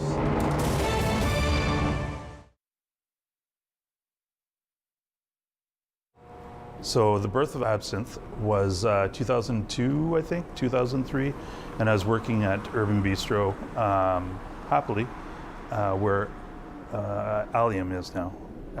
And then the space where Holland Cafe was came up. It's on the corner of Spencer and Holland. And I spoke to the landlord, and there's a lot of interest from a lot of other people, but he and I just, got along super well, and he put a lot of faith in me. So Carmen Turner is his name. He gave me the lease to the place and really pretty much gave me all the equipment in the place. I was really lucky. I've been really lucky with landlords that way, actually, both my current landlord and Carmen Turner. Because if there hadn't been Carmen Turner, there wouldn't have been Absinthe. So we were there for a few years and just sort of outgrew the place. And then now we're here. It's obviously been tough, and it's been tough for everyone. I mean, that's been the big democratic sweep of, like, in restaurants and the hospitality and the arts that we were talking about earlier. It's like everybody's been impacted pretty much the same. From everybody that I talked to, we're down 80%. We're climbing out now. I think one of the saddest things is like everybody, we went down to 2 employees from 25, and we're now at 4, and we're bringing 2 new people on this week, so we'll be at 6. So it's, little steps. So it's been tough. It's, I've got the most expensive clubhouse ever here, because some days you come and you don't do any business, but you're here. But I'm grateful for what I do have. I think everybody's optimistic now, not necessarily just about the vaccine, but about like the vaccine, spring, being able to be outside. I think you're going to see a lot of like pop-up things happen in parking lots and on sidewalks and all, and like that, rather than being actually inside somebody's commerce. I think we'd like to take it outside. I know my staff would. My staff like the outdoors now, all of a sudden, all 4 of us. 6 soon. But we'll be doing some business in the patio in the parking lot, and we have a patio out front. And I hope other restaurants and stores will do the same. I hope that they take advantage of like the sidewalk and doing sort of, guerrilla marketing and stuff like that, and really shaking it up a bit. You can find us at Absinthe Cafe at 1208 Wellington Street West in Hintonburg, and you can find us online at absinthecafe.ca.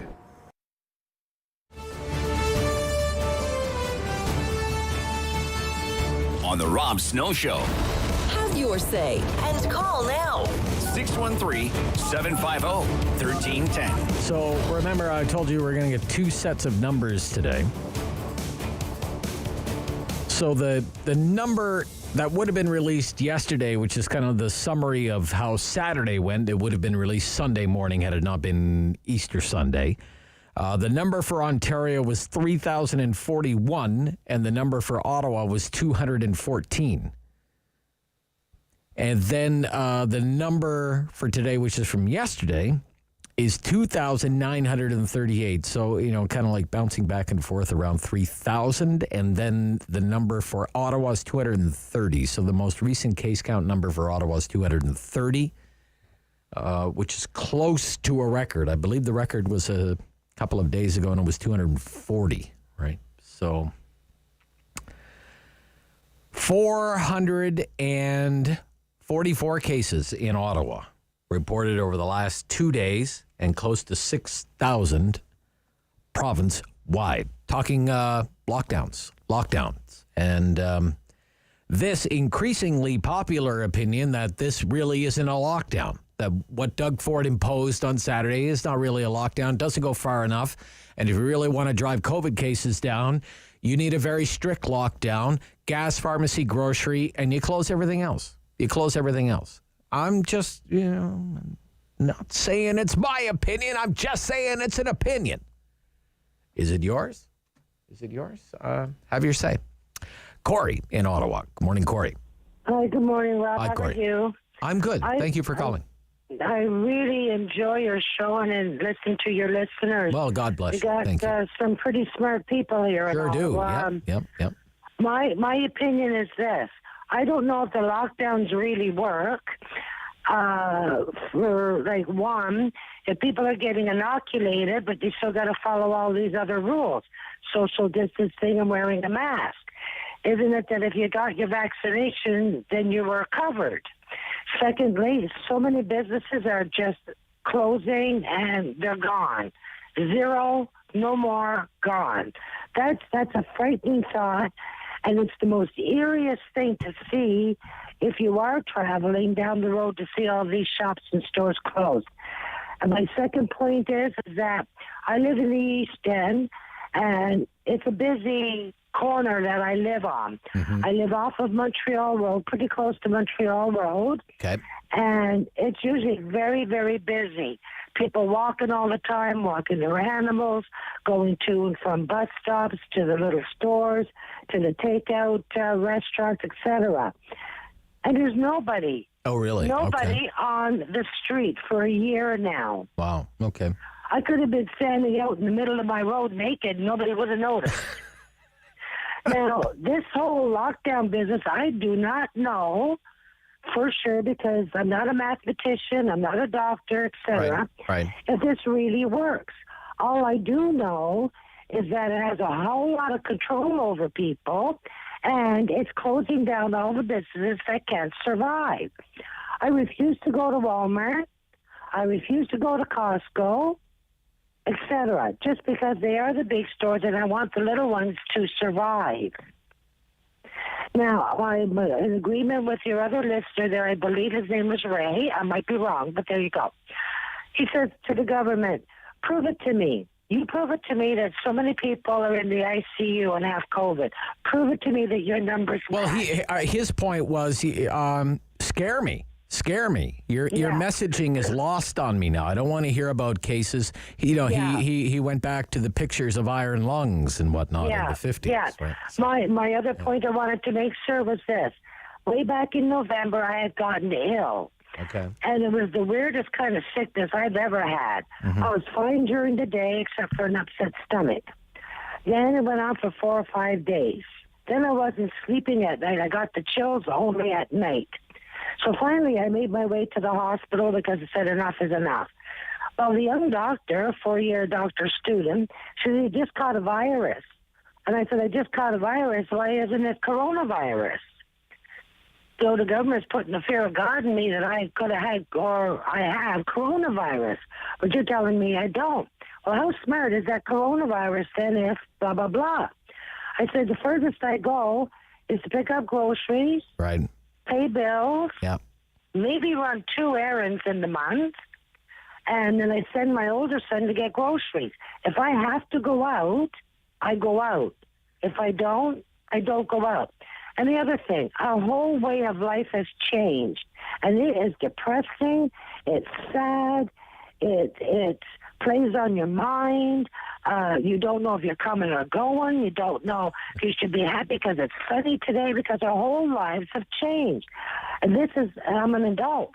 Yep. Can you imagine what it's doing to the young kids? Oh yeah. We won't know the total of the damage done for quite some time yet. Corey, I got to run. Thank you. Thank you. Thank you for your Rob. call. Have a good Okay. day. Yeah, Bye. you too. Okay. Do you want to take one more? Or should we? One more. All right. We got to be quick though. James. Morning, James. I just maybe you can answer this for me. So I understand that the reserves got the shots first because high risk. Okay. Yeah. Yeah. I can kind of get that. Okay. Why are we giving away TVs for people who get shots? That I don't get. These aren't children; they're adults. They're just like us. Giving away what? What do you mean? There's there's TV giveaways on the reserves. If you come to get a shot, you can get it. Oh, I don't know anything about it, sir. No, it's it's right out there. So, and if you go into the reserve down by Barrie, my cousin lives there. His brother walked right in, not native. They knew he wasn't native, and he got a shot. Walked right in because people aren't showing up for the appointments. So it doesn't seem like it's monitored properly. And I think we need shots, man. Like that's the bottom line. Yeah. So yeah. Let's check into this and get some shots if they're not being used. It's ridiculous. I can't even believe it, actually. Well, I think a lot of people are starting to question just how these things are being prioritized, right? Why? Okay, well, the Indigenous thing aside, this is probably the only time when most white people actually want to be Indigenous is because the Indigenous are getting shots first. But there are lots of other questions about how we're prioritizing shots, and are we being too rigid when, for example, it comes to age? What if you have somebody, they're perfectly healthy, they're retired, they don't go anywhere, they're 65 years old. Do they need a shot? Or does that person making $16 an hour in the Amazon warehouse in Peel, they're going to work every day, standing next to 400 other people, do they need a shot? Because how many hundreds of cases have there been in that Amazon warehouse? Back after the news on City News. The Rob Snow Show.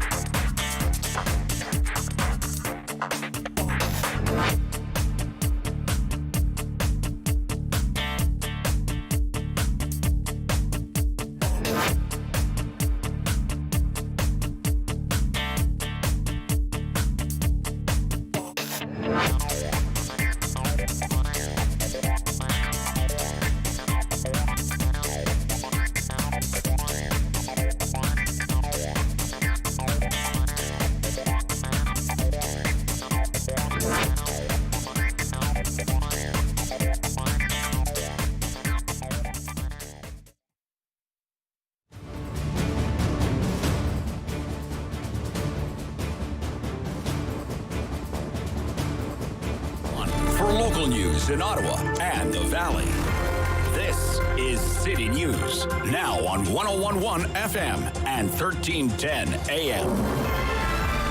It's Monday, April the 5th. Good morning. I'm Chris Curries. Right now in Ottawa and Smiths Falls, some sunny skies, 7 degrees. Here's what's making news this hour.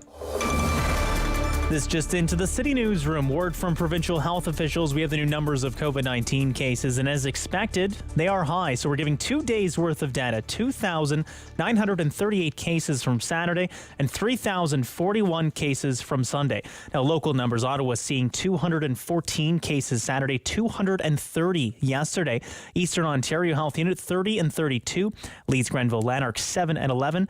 Renfrew 7 and 4. This all on a combined 83,000 tests. So numbers are high, and they're high in Gatineau as well. 5 straight days over 100 cases. Now just waiting for Quebec's numbers. It has an infectious disease expert calling for uniform restrictions across the 2 cities. Dr. Gerald Evans of Queen's University tells the Rob Snow Show, simply put, what Ontario doing is not working, what Quebec's doing is. And he says anecdotally the curfew has been effective that they've implemented across the region and would be supportive of one in Ottawa. And after a few days of warm weather like we're getting today, Carleton Place in Lanark County now under a burn ban. The area's fire department posted a note saying a complete fire ban in effect for those areas starting today. No open burning is allowed until the ban is lifted. I'm Chris Curries for News Anytime. Follow up online at ottawa.citynews.ca. Talk back. Hello. On the Rob Snow Show. The phone lines are open at 613-750-1310. Now, the Rob Snow Show continues. When the December lockdown came into effect, we had 2,100 cases, roughly 2,100 cases across Ontario. Now, routinely seeing above 3,000. Broke through 3,000 a day province-wide over the weekend. The numbers here in Ottawa, they've taken a big jump. Case counts have spiked. And given what we're hearing from doctors, nurses on the front lines in the hospitals, staffing up our ICUs, I'm hearing more and more of this. We should be locked down more than we are. This really isn't a lockdown. It's more like a mockdown. It's kind of like a lockdown, but it makes a mockery of a lockdown. 750-1310. We're going to keep the conversation going now. Right back to our telephone lines. John Kinetic. Good morning, John. Hi. Thanks very much for the call. Look, I know you're pressed for time, and I won't go on. There's really just one thing that I find disparaging, and you are right. Your opinion is right, among many others, that we do need restrictions, okay? I mean, something to stop this and bring the numbers down to next to nothing, if possible. I just saw 2 New York license plates parked in front of my building, and in Arizona, okay? Oh, okay. Yeah. Right. I mean, okay, if we're going to have some guy that owns a little cafe having to shut down. I thought the border was closed. I thought the border was supposed to be closed with the U.S. Yeah, well, I thought so, but anyway, again, this is just my opinion, too. Right. I don't know the details about all of this. But when I see something like this, and I walk down the sidewalk here in a very heavily populated area, and people don't wear any face protection, you just wear it down around your neck and pull it up if you go by somebody. They're walking by you, 2 feet away, and they're talking. I've seen people on bicycles come ripping down, right beside you. I mean, if you have restrictions, you don't ask people to do them. You have to enforce it, unfortunately. Yep. And, of course, this is going to bring a lot of people to a hard place. They're going to be more defiant. And, the deniers, of course, will be more vocal. And that's unfortunate, but I think that really has to be done. If we're going to get serious about this, it's good news the vaccines are coming into the country in a greater number, but it's disparaging to hear that people just really still don't get it. Okay. Thank you, John. Thank you for your call, sir. Good to hear from you. 750-1310, 750-1310, 613-750-1310. Now, remember, the Ford government, it isn't even calling what it's doing a lockdown, maybe because that term doesn't focus group very well anymore. So they're calling it a shutdown. But even if you play, the government's old word games, does the city look like a city that's, shut down or locked down. And more, I keep hearing this. It certainly came up last week, was reflected in the calls to the program. An opinion that seems to be growing in popularity. What we're doing is not really a lockdown. And if the government really wants to be truly serious about getting a handle on what it is an increasingly worrying situation, go all the way. Okay? Have a very, very severe lockdown and give this virus, especially these variants, give them no room to spread. Limit it in the extreme where people can go and what people can do when they get there. And the case counts will fall. And the healthcare system will not be on the brink of all-out disaster. And our faulty vaccine rollout can be given some time to catch up, be more effective. I'm hearing that more and more often. I'm not saying it's my opinion. I'm just saying it's an opinion, okay? What do you think? Nat in Ottawa. Nat. Yeah. Good morning, Mr. Snow. I teach marketing research at a college in Ottawa, and marketing research. Okay. Marketing research. Yes. I open my class every day by saying we must look at cause and effect. Look at the cause and the effect, and look at people's behavior rather than attitudes. People behave differently when they're confronted with a needle. And I'm just saying this because I feel like the research that I've seen is not very good. And if they knew exactly how COVID was being transmitted, and they really knew, they wouldn't be shutting down the economy like this. They wouldn't be shutting down everything. They wouldn't have to. They would have a better feel for how COVID's being transmitted. I mean, look at your own program and your own station. If you can figure out who's listening to your program, who's listening to your station, surely they can figure out how COVID's being transmitted.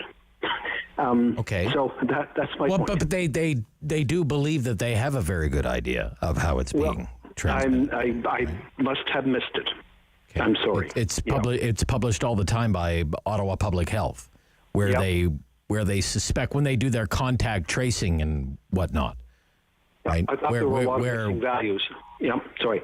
Yeah, just, how old people are, where they think people have been. Were they in a restaurant? Did they attend were they part of a sports team? Were they in a congregate care setting, like a long-term care home? Were they in a group home? Were they in a prison? Yeah. These kinds of things, right? So, yeah. In a retailing establishment or whatever. Yeah. The best thing to Google is Ottawa Public Health COVID-19 dashboard. That's what you do. All kinds of data there, sir. It's very interesting. I would familiarize myself with it if I were you. Teaching at the college and whatnot. Chris, good morning in Blackburn Hamlet. Good morning. Yes, Chris. I'm glad the caller ahead of me used the term cause and effect. Okay. Because that reminds me of the conversation you had with Ian Lee about 3 months ago. And Ian Lee said, the professor, yes, that there is no relationship between closing retail and COVID. So what he was saying was that closing restaurants aren't part of the cause of the spread, are not a main cause. So closing restaurants and retail was just theater. And I agree with him. It's like if you show me the data that tells me that closing restaurants is going to help the situation, especially now with patios. Are you kidding me? Where was the data that shows that dining on patios was causing COVID? Well, what else could be going on here that we have 3,000 cases across Ontario and that we have these case counts in Ottawa that, we really never seen through all of this. These are some of the worst case count numbers that we've seen for the duration of the pandemic so far. Chris, right? It's a mystery. Yeah. Nobody can actually say, well, it's coming from this cause or that. I mean, there are certain, we know the nursing home situations, but otherwise, people, okay, you have curfews. Well, the curfew doesn't stop people from gathering in their homes. And I hear callers to your show all this time saying, well, it's people gathering, having private parties and blah, blah, blah. Yeah. Well, if that's the case, then might as well not close patios and restaurants if people are just going to gather in homes. You haven't really solved the situation. In some cases, you actually might make it worse because now you're encouraging people to gather because that's just human nature. People want to be with other people. You're that first caller, Ray, and he was talking about the problem is like we're not scared enough, or the messaging doesn't scare us enough. Right. Well, what scares me is I was walking down Elgin Street on Saturday, and what scares me and saddens me is to seeing all these places closing, some of them never to open again. And every time you see a business that's closed, that means that the owner is not making money for his family. The people working in the restaurant, they're out of business. Yeah. It's fine and dandy for people to be pro-lockdown. Yep. I suspect that the majority of people calling your show who are saying we got to lock it down are either pensioners or people who work at some level of government. They're all people who are not losing money financially. Put yourself on the other side of the fence. If you're a person who's losing your livelihood, maybe you had a business that you spent 10, 20, 30 years investing, mortgaging your home and everything you have to make that a success, and it's all gone because the government says you have to shut down. Is the government going to compensate all those businesses on Elgin Street? Are they going to compensate those people? No. Okay. This is scary. We're living in a police state, and it's darn right scary. Police state. I don't think I'd go that far. Oh, I do. Oh, come on, Chris. You're going to line up outside IKEA and buy a $99 bookcase. You can't do that in a police state. Come on. Get with it, buddy. Come on. Police state. Give me a break. This is what is so ridiculous about this.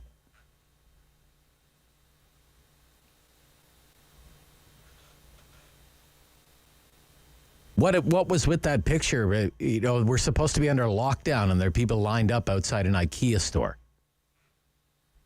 Do you really need a $99 bookcase and a $5 planter box that bad that you have to line up at outside IKEA during the Easter long weekend?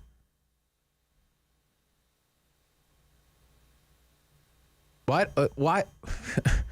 Why is that allowed to happen at all? I thought that we were supposed to be in a shutdown. A local photographer posted on Twitter, Tony Caldwell, I think, pictures of one of the local Costco parking lots. Just packed. It looked like just any other Saturday at Costco. You would never know we were supposed to be living under a lockdown shutdown. You have a column from Sue Ann Levy in the Toronto Sun this morning. Jam-packed shopping malls all across Toronto, right? You don't see that in a police state, Chris, with all due respect. I love your calls, but it's not a police state, okay? It's a lockdown in name only, if anything. Does it really look like this is the sort of lockdown, shutdown that's going to even work? Because what I'm hearing more and more is that it's too loose, too permissive. Too many people are being given too many chances to spread these more contagious variants of concern. And that as long as that is the case, we're just not going to be able to drive these case counts down in any big way. And the number of people in the hospital is going to grow, and the number of people in ICUs is going to grow higher. Our staff in the hospitals are increasingly burned out, and a lot of them are only half vaccinated.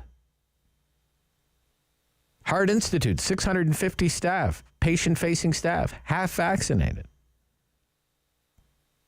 And procedures are going to have to be canceled. And people are going to avoid, again, going to the hospital, leading to more premature death. No good outcomes here. 10:45. Back with more of your calls in a minute. Rob Snow Show, City News.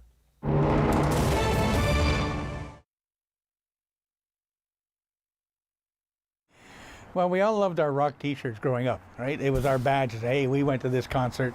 We knew that band inside out. So we kept doing that and kept promoting that.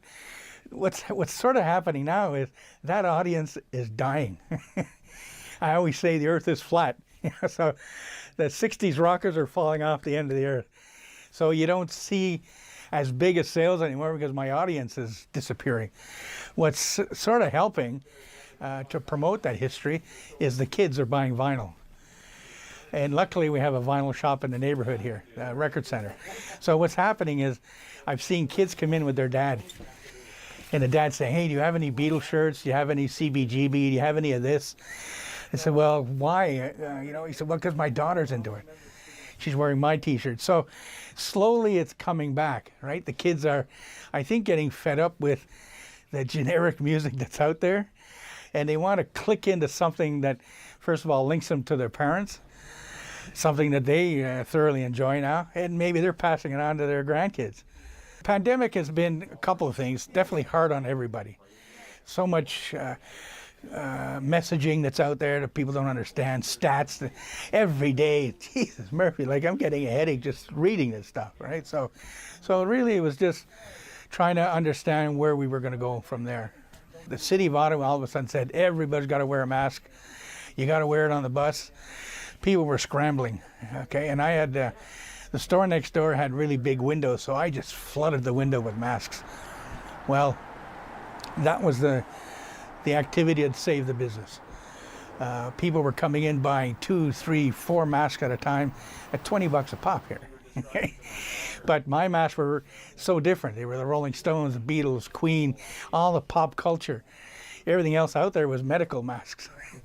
And right, so people said, oh, I don't want to do that. I want to show my rock and roll. So it became the new T-shirt as far as I'm concerned. Well, what I've done, I'm Hindenburg. I'm now at 1114A Wellington Street, which is next door to the Fab Gear store.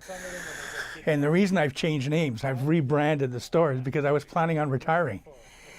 And in December, I go, oh, I'm not going to retire. But I've committed to changing what the store is about.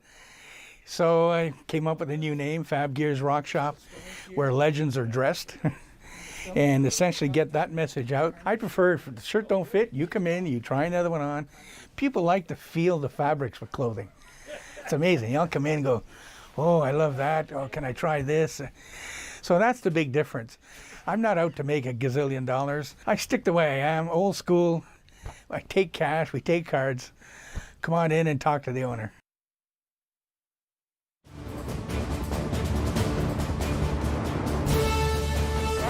On the Rob Snow Show. Have your say and call now. 613-750-1310. Karen in Stittsville, good morning. You're on City News. Good morning. Rob, I love your show. I love your views. I agree half of what the last gentleman said. Okay. And what I want to say, I want to put 100% on Trudeau, because he was in Africa when this first came out, and he said it could not come to Canada. You could find that out. And the next thing, he didn't close. I said then last March that we should close down the world. I know that was crazy. For a month, give all the poor people some food, and then we'd be able to get over this. But he allowed planes to come in. He didn't shut the border. We only have 37 million people in Canada. And most countries have like 67, 70, 100 million, and they're nearly half vaccine. So I blame it totally on Trudeau, and I also believe that the lockdowns they're working, but they're not working because people are fed up. So we need the vaccines, and it's Trudeau's to blame. All right, Karen, thank you. I have an opinion next time. That is true. Trudeau was on tour, right? Rounding up support for what turned out to be the doomed United Nations Security Council seat bid. Oh, the news is downright depressing, right? 3,041 cases on Sunday, reported for Sunday, so that would have been the Saturday total. And then the Sunday total reported today, Monday, 2,938, so like 6,000 cases in 2 days. My goodness.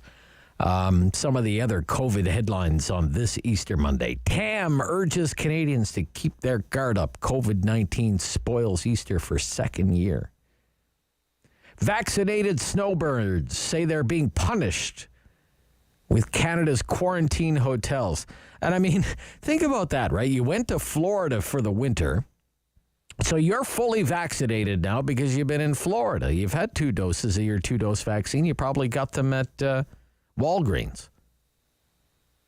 You come back to Canada where barely 2% of the population has had 2 doses of the vaccine, but yet you're the one put in quarantine. It's kind of crazy when you think about it. BC Health Minister says it's time to dig in and obey safety rules as cases mount. Province sets infection record.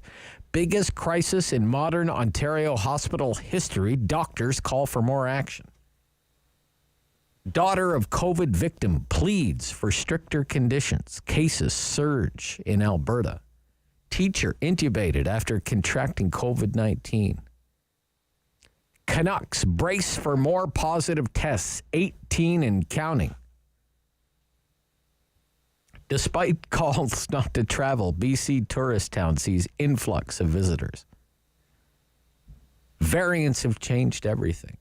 Ford government chose same halfway hell that brought us here. Halfway hell.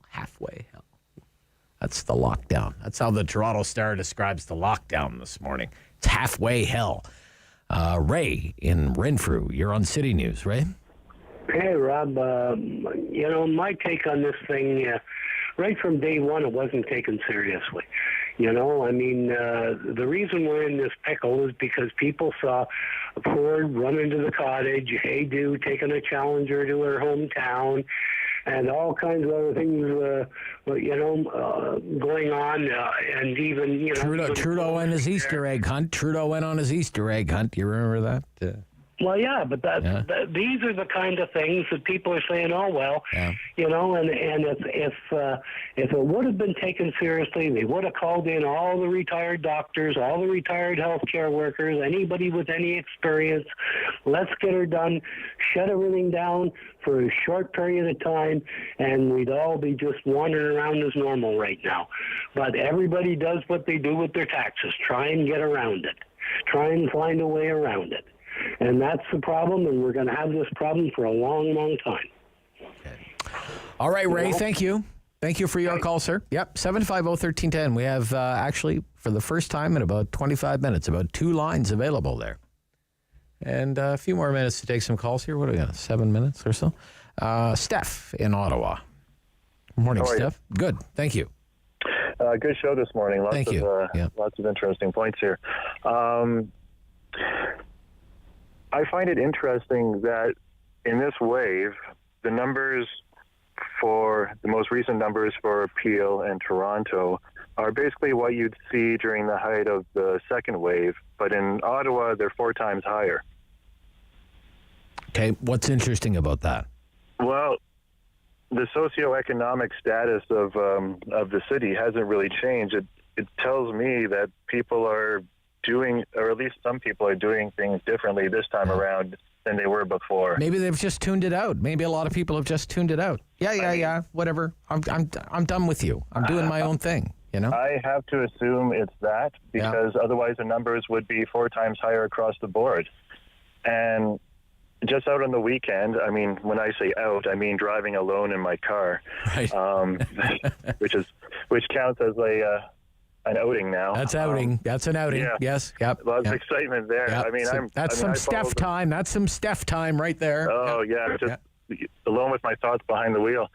But I noticed, I drove past a basketball court in Lower Town, and there was about a dozen guys in a much smaller than NBA-sized court, and they were practically in a huddle. You know how when you're in a basketball game, they're in each other's faces, a dozen young guys or whatever, and I'm thinking that's probably something that wouldn't fly under... Well, no, I mean, if you think back to a year ago when the weather was first starting to get warm, there was a story that was in the newspaper about a young guy, a teenager, still living at home. He was given a fine because he was shooting hoops by himself Right. There was, I think, a woman like standing alone with her newborn in the middle of a field. Yeah. And she got, I mean, that was just such overreach. From one extreme to the other, maybe. One extreme to the other, because finding those people who are doing something alone has nothing to do with public health. But in terms of the quarantine, you're talking about Quebec and Ontario and the differences between them. I have friends in the Outaouais and in Montreal, and the sense I get is that the curfew, I should say, might be the only thing that explains the differences between Quebec's numbers and Ontario's numbers, because young people, not as a whole, but a greater percentage of young people might be inclined to feel invincible against the virus and, one life to live kind of mentality, and so they hang out with their friends. I remember being young myself. And if there's going to be a severe threat to your wallet for being found out on the street after 8 or after 9, that might be the only thing that stops you from doing that. Yeah, and they enforce it, too. It's in the news every day. They do. Yeah. Like, if it's 2 minutes to 8 and you're a block from your house with a car full of screaming kids, you'll get pulled over. Yeah. All right, gotta go. I want to fit in a few more calls. Thank you for your call. That was a good one.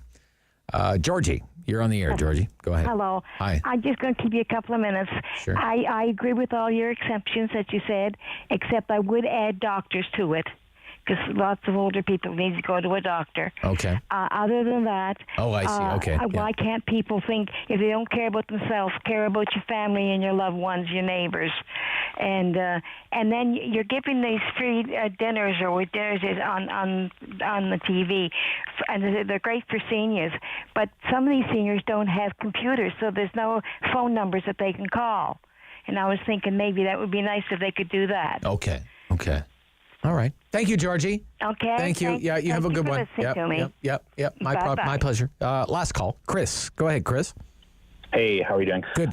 Listen, I don't think that the lockdowns work, and I don't think that there is a lot of. I think they work while they're in place, but after the second that we go back to a somewhat normal life, we start to see the cases tick up again, and I think that sort of the people have been almost set up for failure. And I started thinking about this in December, just before we went into the lockdown after Christmas.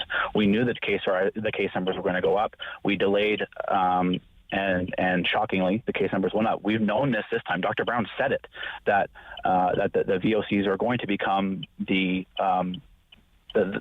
main strain, and this is exactly what is occurring. So how do you fight human nature to gather, to socially interact? Well, I don't know if you can. You can certainly limit it like we have been, but can you reach COVID 0? I don't think you can. Can you reach an R value below 1 like you're talking about? Well, I think we've only done that on very, very, very few occasions. So I don't know what the answer is, but I certainly don't think it's. You don't think it's lockdown? All right, Chris. Thank you. Good way to wrap up the hour. My friend Geoffrey Johnston, Kingston Whig-Standard, on this and many more things right after the news on City News.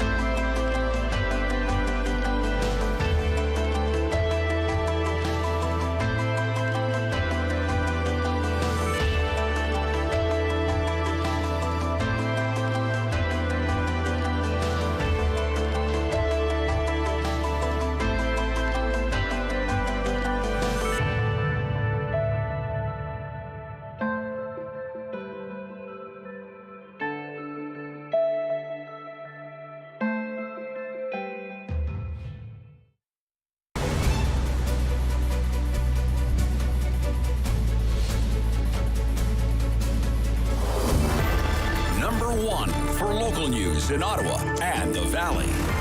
This is City News, now on 101.1 FM and 1310 AM. It's Monday, April the 5th. Good morning. I'm Chris Curries. Right now in Ottawa, we've got some sunny skies, and we're looking at 7 degrees in Ottawa, 7 degrees as well in Smith Falls. Here's what's making news in Ottawa and the Valley. The province reporting 2 days' worth of COVID-19 numbers and expected them to be high, and they are. I'll take you through the local breakdown. 214 cases of COVID-19 in Ottawa on Saturday, 230 on Sunday. The Eastern Ontario Health Unit, 30 Saturday, 32 yesterday. Renfrew, 7 and 4. And the Leeds Grenville Lanark Health Unit reporting 32 new cases, 9 in the past 24 hours. This all in a combined 83,000 tests. Now, local health units will be out with more precise figures later today. Momin Qureshi has the province-wide totals. 2 days worth of data because of the holiday yesterday. So we know on Sunday, Ontario reported 3,041 COVID-19 cases and 2,938 on Monday. 22 total deaths over the course of those 2 days. 7-day average is up to a little over 2,700 at this point. I'm Momin Qureshi. With COVID-19 cases continuing to rise across Ottawa and the province, the chair of the Division of Infectious Diseases at Queen's University would like to see uniform restrictions between Gatineau and the capital. Dr. Gerald Evans tells the Rob Snow Show some of the challenges that would present. But that would require a fair bit of cooperation between, not just 2 municipal governments. It would be between 2 provincial governments who have taken really kind of a slightly different line on what sort of recommendations need to be in place. And by the way, I support what Quebec is doing right now. I think it's the right move. Yeah, its curfews, which were controversial when first introduced, ultimately are playing a role in limiting the spread of the virus. The doctor adds if it's a race between variants and vaccines, the variant's currently winning. He feels vaccines can help control the virus, but feels since we're so behind the ball, people need to do their part to limit the spread. And with intensive care units in some parts of the country filled to capacity, the race is on to get more COVID-19 shots into the arms of Canadians. And almost 2.2 million vaccine doses expected to arrive in the country this week. That includes the first batch of Oxford AstraZeneca vaccines coming from the Global Vaccine Sharing COVAX initiative, which was designed to ensure vaccines are equitably distributed to poor countries. Canada has been heavily criticized for undermining the spirit of the program. Now, with cases on the rise, there are renewed calls for the provincial and federal governments to finally bring in a proper paid sick leave program. Our Parliament Hill reporter Cormac McSweeney has more. This third wave is concerning since it's hitting younger people harder, and there's a greater spread of people working in essential jobs like manufacturing, grocery stores, and transit. While the federal government has introduced a sickness benefit of $450 a week for up to 4 weeks, it's been criticized for not being enough money and for delays in getting that cash out, making it ineffective. Raywat Dianandan, an epidemiologist at the University of Ottawa, tells me people are still going to work sick because they need the cash quickly to pay for bills, and it's clear a proper system is needed to prevent further spread. Because once it gets loose in a workplace, guess what? The entire company suffers, the entire society suffers, and we cannot rely upon that essential service anymore. It's just mind-numbingly obvious. Jerry Diaz, the president of UNIFOR, tells me this is provincial jurisdiction and the provinces have failed to take any leadership on this. So since they're not stepping up, time has run out, and he wants the feds to change their program. Cormac McSweeney, Parliament Hill. Now take a look at the forecast with weather specialist Denise Andriachi. Sunny skies this morning. Smith Falls, what a beautiful afternoon you're expecting. Sunny and near 14 degrees. We stay clear through this entire region through the evening, overnight, and through the day tomorrow as well. Ottawa's daytime high today near 14 degrees. We are sunny for Tuesday, and highs also near 14. I'm Chris Curries for News Anytime. Follow up online at ottawa.citynews.ca. Firm. Fair. Fun. The Rob Snow Show returns On Rogers TV and City News, 101.1 FM. and 1310 AM. Geoffrey Johnston writes about the world scene, international affairs for the Kingston Whig-Standard. He's here this morning. Morning. Good morning, Rob. How are you? I'm good. I hope you had a great Easter. You know what? It was a beautiful weather on Sunday, and so it was good. Yep, and it looks like the weather's going to be nice for the next little while. I was actually thinking I may consider taking the snow tires off my vehicle. Maybe it's safe to actually contemplate such things now. So. I think me too. Small victories, Geoffrey, right? Small victories. Absolutely. Right. Globally, Geoffrey, because you're such kind of a big picture guy, a macro guy, how would you describe the current state of the pandemic, globally speaking? I think we've entered a very dangerous phase because large parts of the world have no vaccine, and we're seeing the virus spread, replicate, and mutate. The word coming out of Western Canada is that the Brazilian variant, the P1 variant, is there now. A number of the Vancouver Canucks have contracted this variant, and it's very transmissible, and it's apparently deadlier for younger people. It's apparently in Alberta. So if we allow the virus to continue to spread throughout the world and we continue on our course of vaccine nationalism, we're all going to be in trouble, because one of these days, one of these variants is going to be so different that the vaccines won't work against it. So we really have to do a better job of vaccine equity. That's the bottom line. Okay. For example, I know that you've been working on a column, it's not out yet, about Brazil and the situation in Brazil, which is terrible. Brazil is, Brazil's a big country with a big economy, an economy that's about the same size as the Canadian economy. 200 million people live in Brazil. It's a big, important country, and it's getting crushed by COVID, just crushed. It's totally out of control. They're burying people 24/7 there. I'm in contact with NGOs on the ground. I've also been in contact with a faith leader, a bishop in the Anglican Church. I'm in contact with the World Health Organization. It's desperate. And the problem is that the government there, it's a hard right government. They thought that they could just, bluff their way through this. They didn't do anything to control it. And now they're the second hardest hit country in the world after the United States. And the people there, it's really desperate. So you have vast inequality there. You have some really wealthy people, and then you have large parts of the population living in urban slums, and they don't have access to clean water, and they live in close proximity. And this is just a recipe for spreading the disease. And that's why I think we're seeing the variants spread there, because they haven't controlled it at all. So I don't know what the solution is, because, the variants go faster than the vaccinations. It's going to continue to spread, and it won't just stay in that country. It will spread around the world, because the dominant variant inevitably spreads everywhere. We saw that with the B117, the so-called UK variant. It was stronger than the conventional one, and that's the one that's taken over in Canada. But if this Brazilian one, if we don't stamp it out in Canada, it will spread across this country, and we'll be in real trouble. Okay. So much is being made of the fact that 2 million doses are set to arrive this week for Canada. There was a day this weekend, the Americans had 4 million dosings in one day. Okay, in one day, 4 million. But we'll get 2 million doses of vaccine for the whole country this week, and more than 300,000 of those doses are what we're taking from what's known as the COVAX facility. Now, you and I have tangoed on this in the past, and we've done kind of a counterpoint on this. What's your opinion on COVAX in Canada? I get it. We put money into it, and some of that money, half of the money, was supposed to secure us a supply, right? Mm-hmm. But optically, politically, it's all about helping develop the developing world get access to vaccines. It wasn't about one of the wealthiest countries in the world having a stable supply of vaccines, because we were always supposed to be able to do that through our bilateral agreements with the suppliers. How do you feel now about this rating the COVAX covered? If I could use some loaded language like that. This is what I'll say. I think, all right. Because by Canada Day, we're going to have, I believe, 44 million doses of vaccine.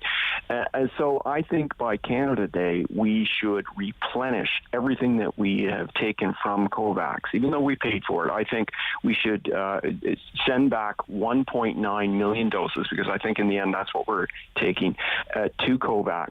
And then after Canada Day, and after everybody's fully vaccinated hopefully by September, everybody's got their 2 doses.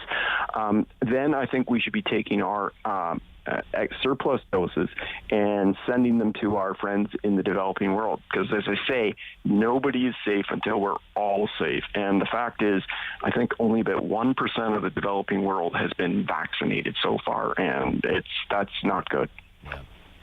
Well, the Americans and their pace of vaccinations is really quite something. It's quite a success story. Yeah, this is what I'll say. When the Americans put their minds to it, they can do just about anything. And that's what we're seeing in the United States. We're seeing a competent administration, and they're going, far and beyond what the previous administration was doing.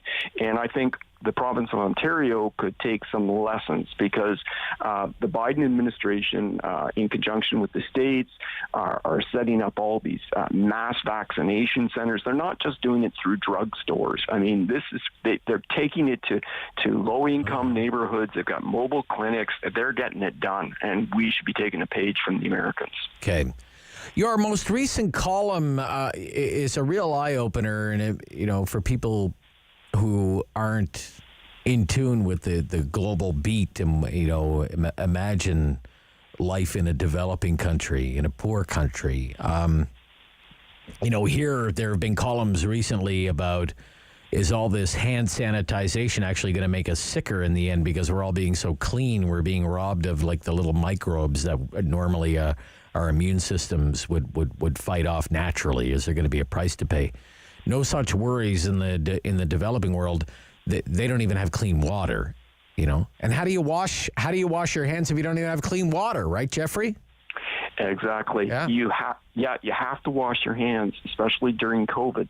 1 in 3 people in the world does not have access to safe drinking water. According to the World Bank, 2 billion people in the world drink water contaminated by feces. This leads to diseases that take the lives of young children. It leads to stunting and developmental problems. You have 263 million people in the world who have to practice open defecation.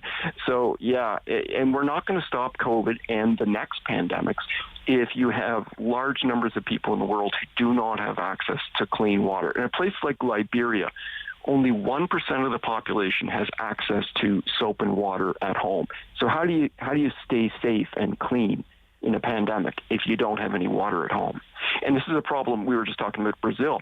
In many of the urban slums, you have people who don't have access to clean water, and the access they do have is to, dirty water that's contaminated, that's in a stream running through the settlement, and there's feces and chemicals and everything else in it. So, people who are worried about hand sanitizers in this country, I'd say give your head a good shake. Really, you got to clean your hands. Yeah. It's really important. Yeah, first world problems. Yeah, exactly. Right. Yeah. Great to hear from you this week. Always good. Any sign of a vaccine for you yet? I'm 57, and where I live, there's only one place that's doling it out, and I was told, I've been trying to work it, there are no appointments till May, so we got to fix this. This is not going well. Okay. Thank you, Geoffrey. Bye-bye. Thank you. From the Kingston Whig-Standard opinion page, that is Geoffrey Johnston. David, Sali from the newsroom of the Ottawa Business Journal, the latest local business headlines. Coming right up, Rob Snow Show on the City News.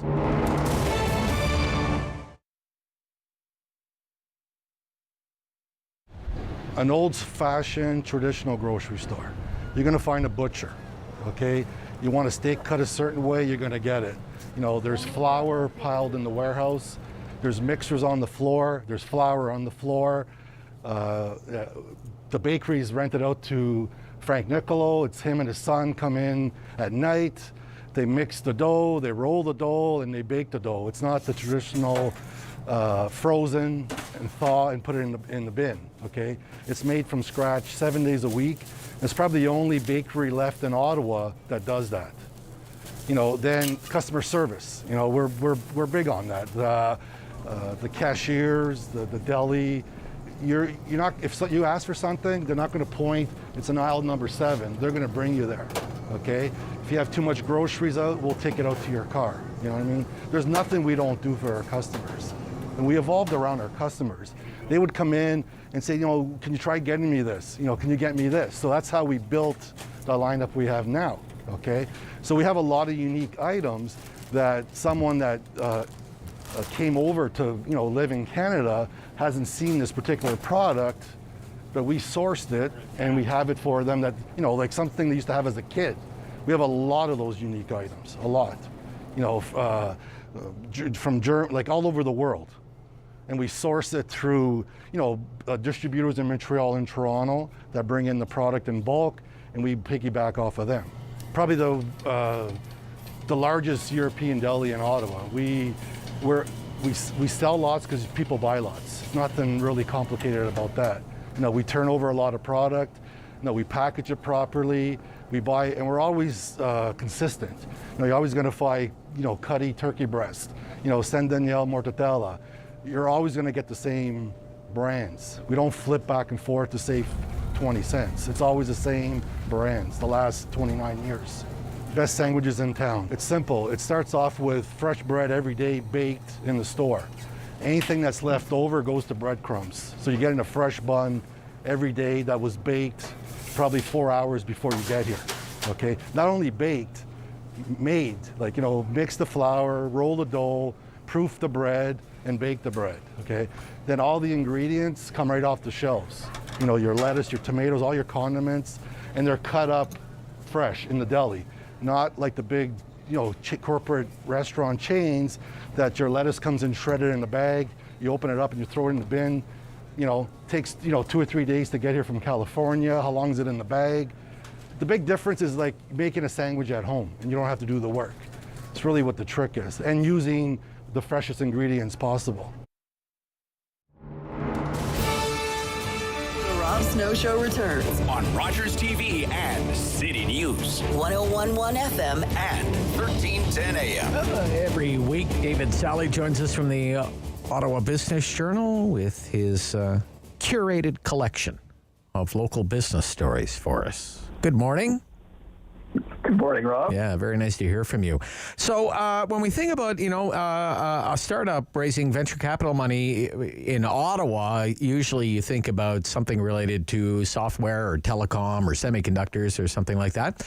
Not so much green energy, so this is a little bit different. Hyperion Global Energy. What is it? Tell us about this. Well, Rob, yeah, it's... this is a company who's we kind of talk about sometimes, an idea whose time has come. Well, this would appear to fall firmly in that category. Hyperion makes so they have a system that they essentially call carbon recycling, which we're talking more and more. In fact, let's just put their tagline. They turn dirty air into dollars, is how they describe it. Okay, dirty air into dollars. Basically, sounds like a license to print money. A license to print money, David. All right. Okay. Well, there's a lot of, as you know, Rob, the air is pretty dirty with greenhouse gases. Yeah. So Hyperion, they have developed a system that takes carbon dioxide from the atmosphere, converts it into something, various products, but in particular, something called calcium carbonate, which is a substance that can be found in all kinds of things. I mean, green building materials, toothpaste, animal feed, cement, all kinds of stuff has calcium carbonate in it, and that's what Hyperion's system does. So it kind of scrubs this CO2 that collects in the atmosphere and it installs its system in factories. They take so what gets emitted from smokestacks, and they turn it into these products. And they've just come out of stealth mode. And really last week when I wrote the story was kind of them, their coming out party, so to speak. Okay. They raised a seed funding round of about $2 million. Much of it from the Capital Angel Network. In fact, it's the Capital Angel Network's largest single ever investment in any startup. Okay. And it's contributed to a lot of startups over the years, dozens and dozens. And it really is, it just loves this new startup. They also got money from the Natural Gas Innovation Fund, which includes names like Enbridge and Shell.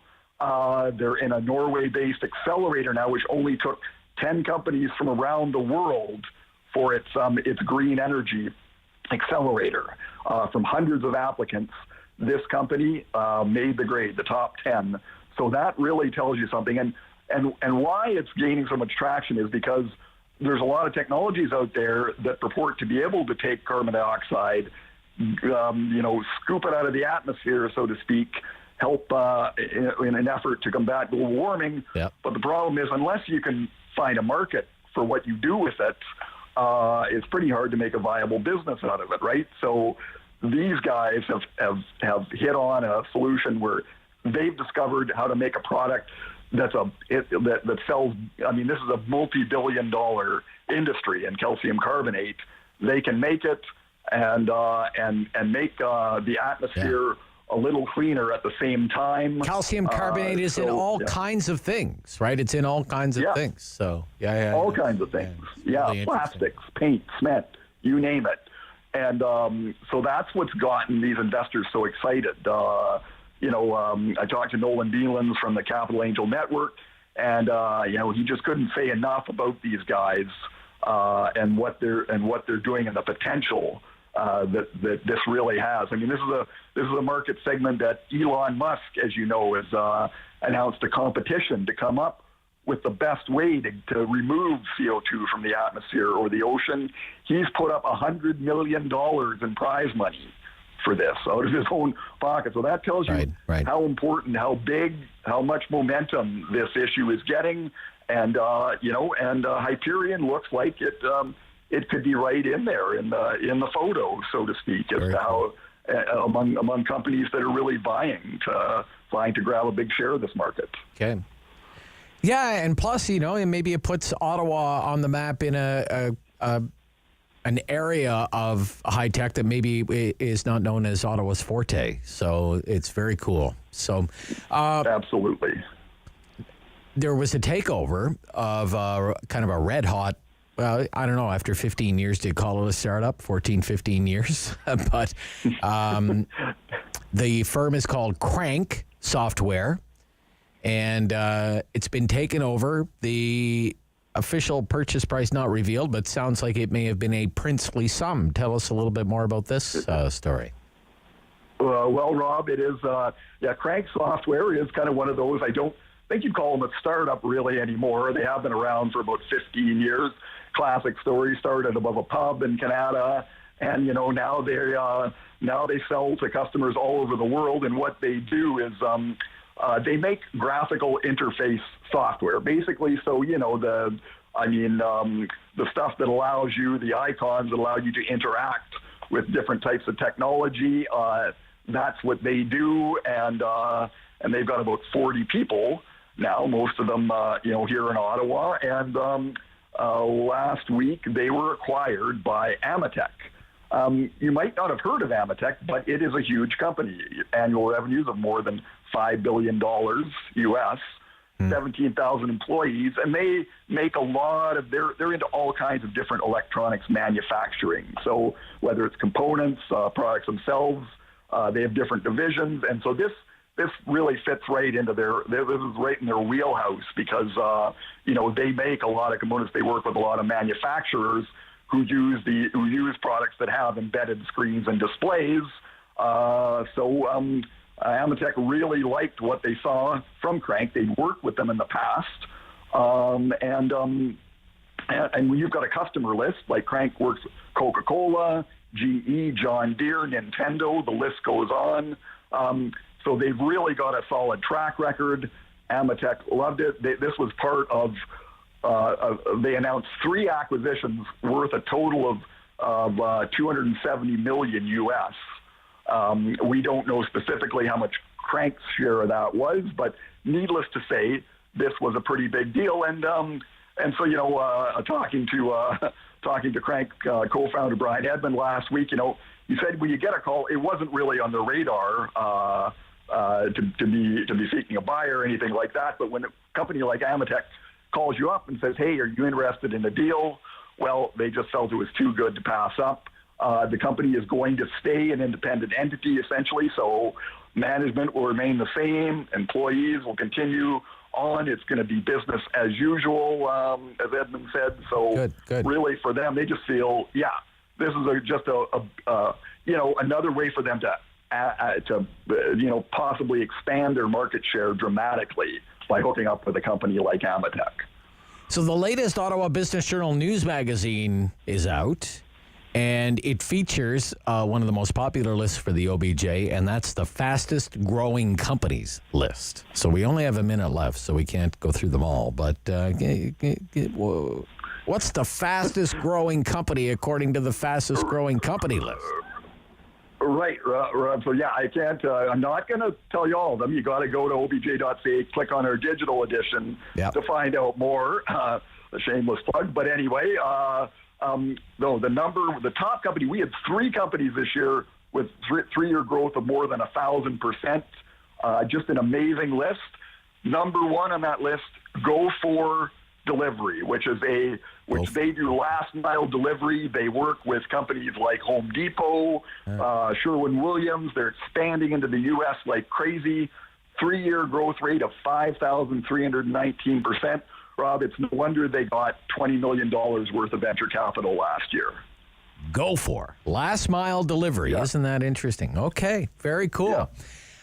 Some other names: Dairy Distillery, Bushbaum and Dairy Distillery is that the vodka place? That's the vodka place. Yeah. Very cool. Yeah, and Bushbaum, you're going to have to read about that one.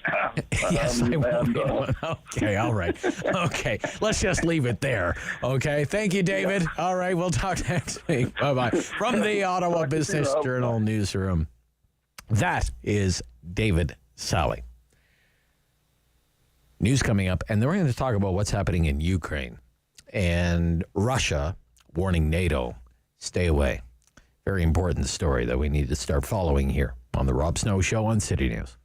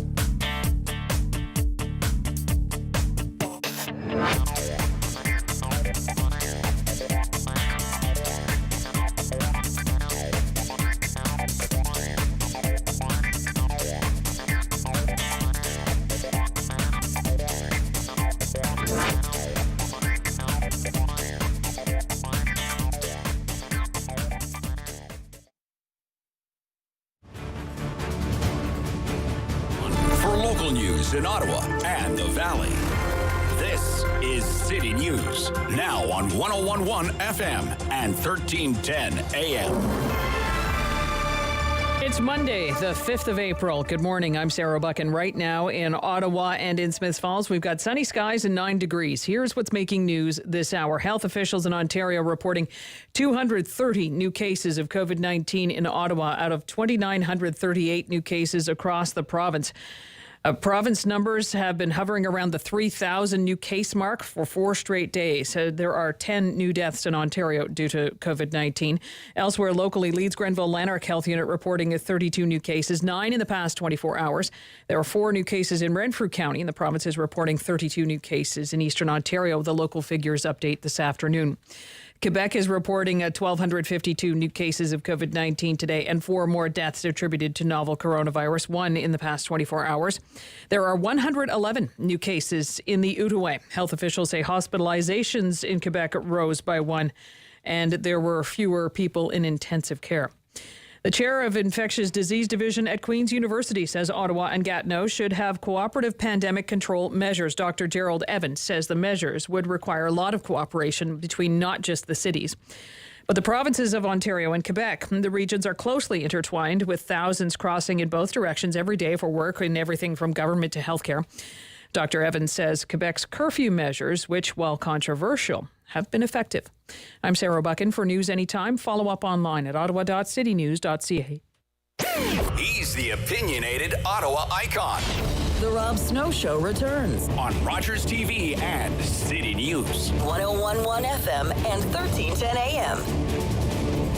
Russia is sparking alarm in Ukraine throughout the international community by massing armed forces close to the Ukrainian border.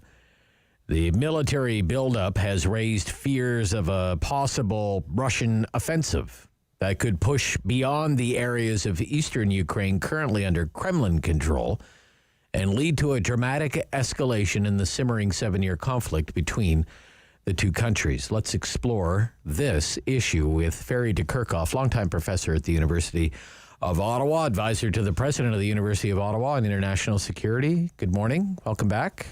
Good morning. Nice to hear from you. What do you think Mr. Putin is up to here? Well, let's look a bit at Putin in the big picture. First of all, don't forget he's been branded a killer by Joe Biden, which is not a very nice thing to wake up in the morning. But I think more importantly, you have to look at the long-term strategy of Putin.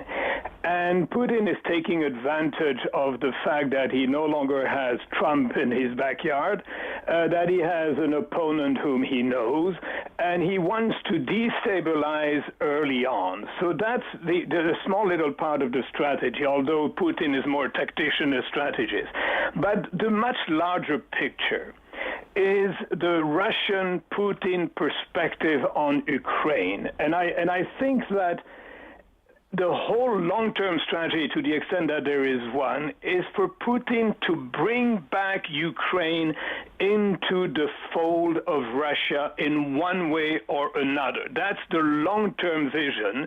The takeover of Crimea, which by all definition has always been Russian until Brother Khrushchev gave it to Ukraine as a testament to the loyalty of the Ukrainian Communist Party that brought him into power. That was done in an evening of a lot of vodka, celebrating Khrushchev's life with his Ukrainian friends, and that's how Crimea moved from Russia to Ukraine. That explains the takeover, which was actually more or less bloodless, and which the West has still not reckoned with, but it will never change. But that is only one element. The real issue in Putin's mind, and I'm not supporting him, I'm just saying in Putin's mind, is the following. Kiev is an older Russian city than even Moscow. It's 600 years older than Moscow. For Putin, the nationalist, the one who saw the fall of the Berlin Wall, to him, the whole Soviet Union decay was a tragedy, and Ukraine becoming an independent country, which, it has been through history up and down, like so many of the countries in the region, like Poland eventually disappeared for an extended period of time and regained, etc. So we're talking about a long-term vision of there's got to be a way to get Ukraine back into the fold of Russia. Now, the biting in Donetsk, the Crimean, those are small elements of it, but which destabilize Ukraine to an extent that could really profit for Putin unless the West is prepared to really push back and establish the stability of Ukraine. But then the key question was, do we bring Ukraine into NATO?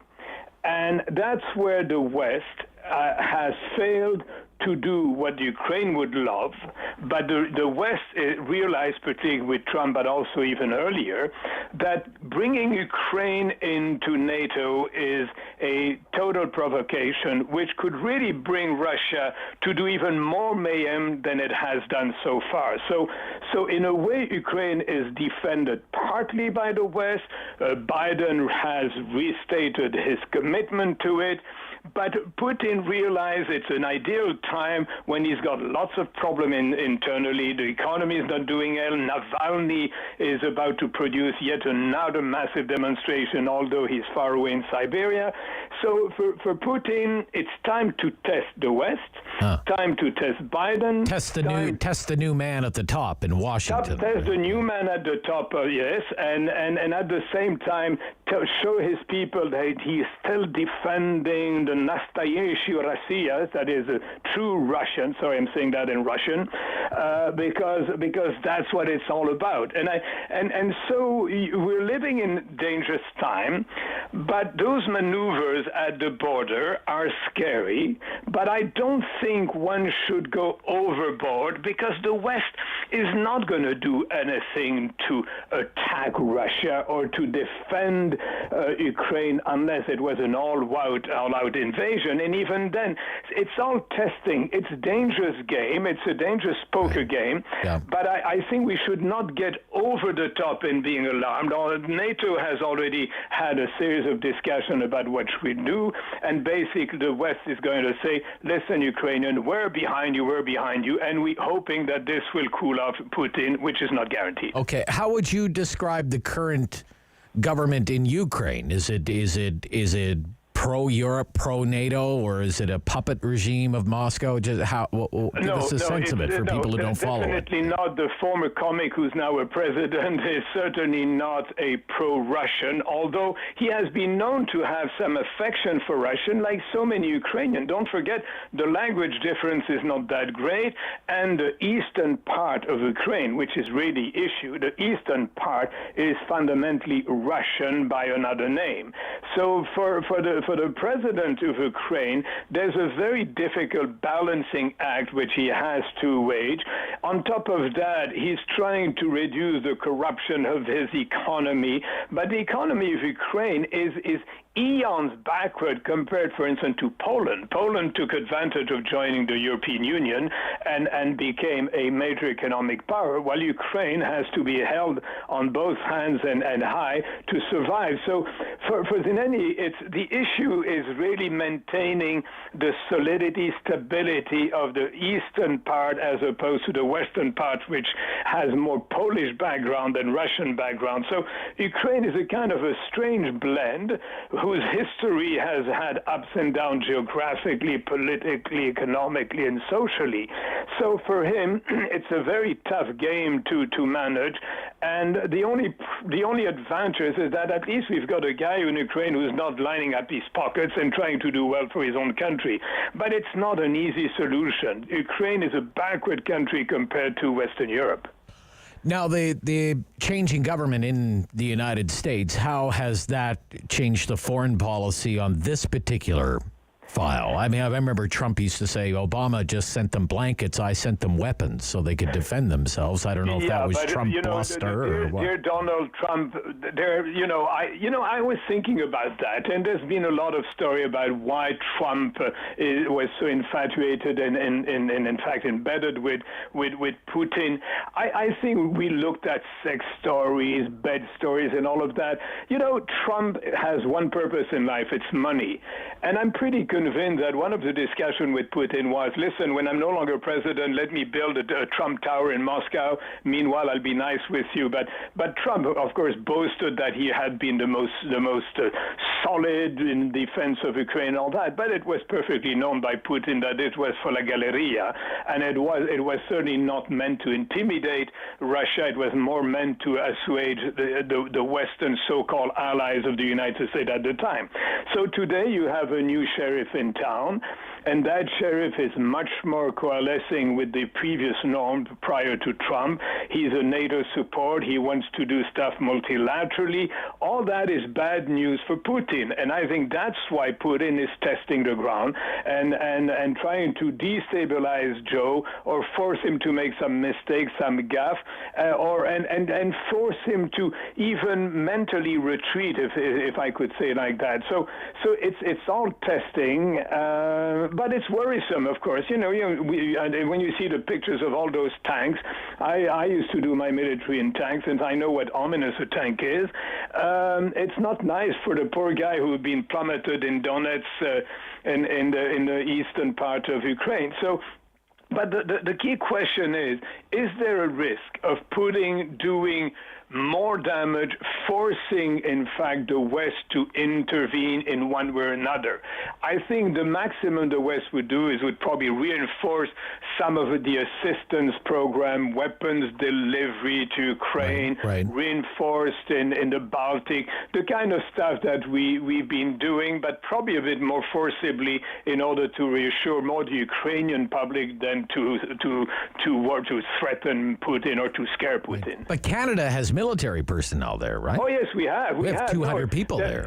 Yeah, you're absolutely right. For us, Ukraine is important. We've got over 1.2 million descendants in one way or another of people of Ukrainian origin in Canada, and so it's a big issue for us. This is why we don't have relations with Russia. This is why Mrs. Freeland, when she was foreign minister, didn't have any relationship and didn't want to, and it's a big issue because not having relation with a country is not a policy. It's just a no policy. So I've always been worried about that, but this is what I guess the present government feels is the right way to ignore Putin the way we've done it, and I'm not sure it's helpful. I'm not sure that not talking is helpful, but if that's what the government wants to do to impress upon Putin that we don't care about him, hooray. But don't forget that we also share a same space with the Russian in the north, where the Russian, by the way, are building more and more weapon system, more installation, all of that. But again, there's another way to look at it. 25 to 30% of the GDP of Russia comes from the mining and oil and gas resource in the northern Siberia, close to the Arctic Circle. So it's not surprising that Russia would invest as much. What is much more worrisome, of course, is the extent of the militarization of that area.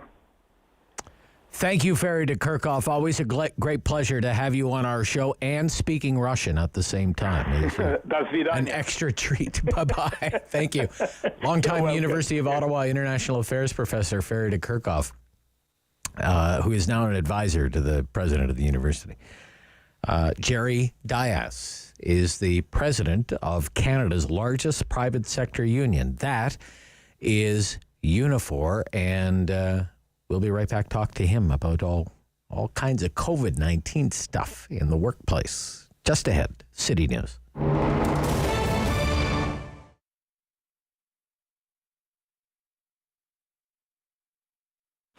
I started, as I said, at Lester's Barber Shop, and it was kind of, it was one of those things that it was just an opportune time for me to get into it, just because he had decided that he was going to retire after the fire, and then the opportunity presented itself that I could open my own shop.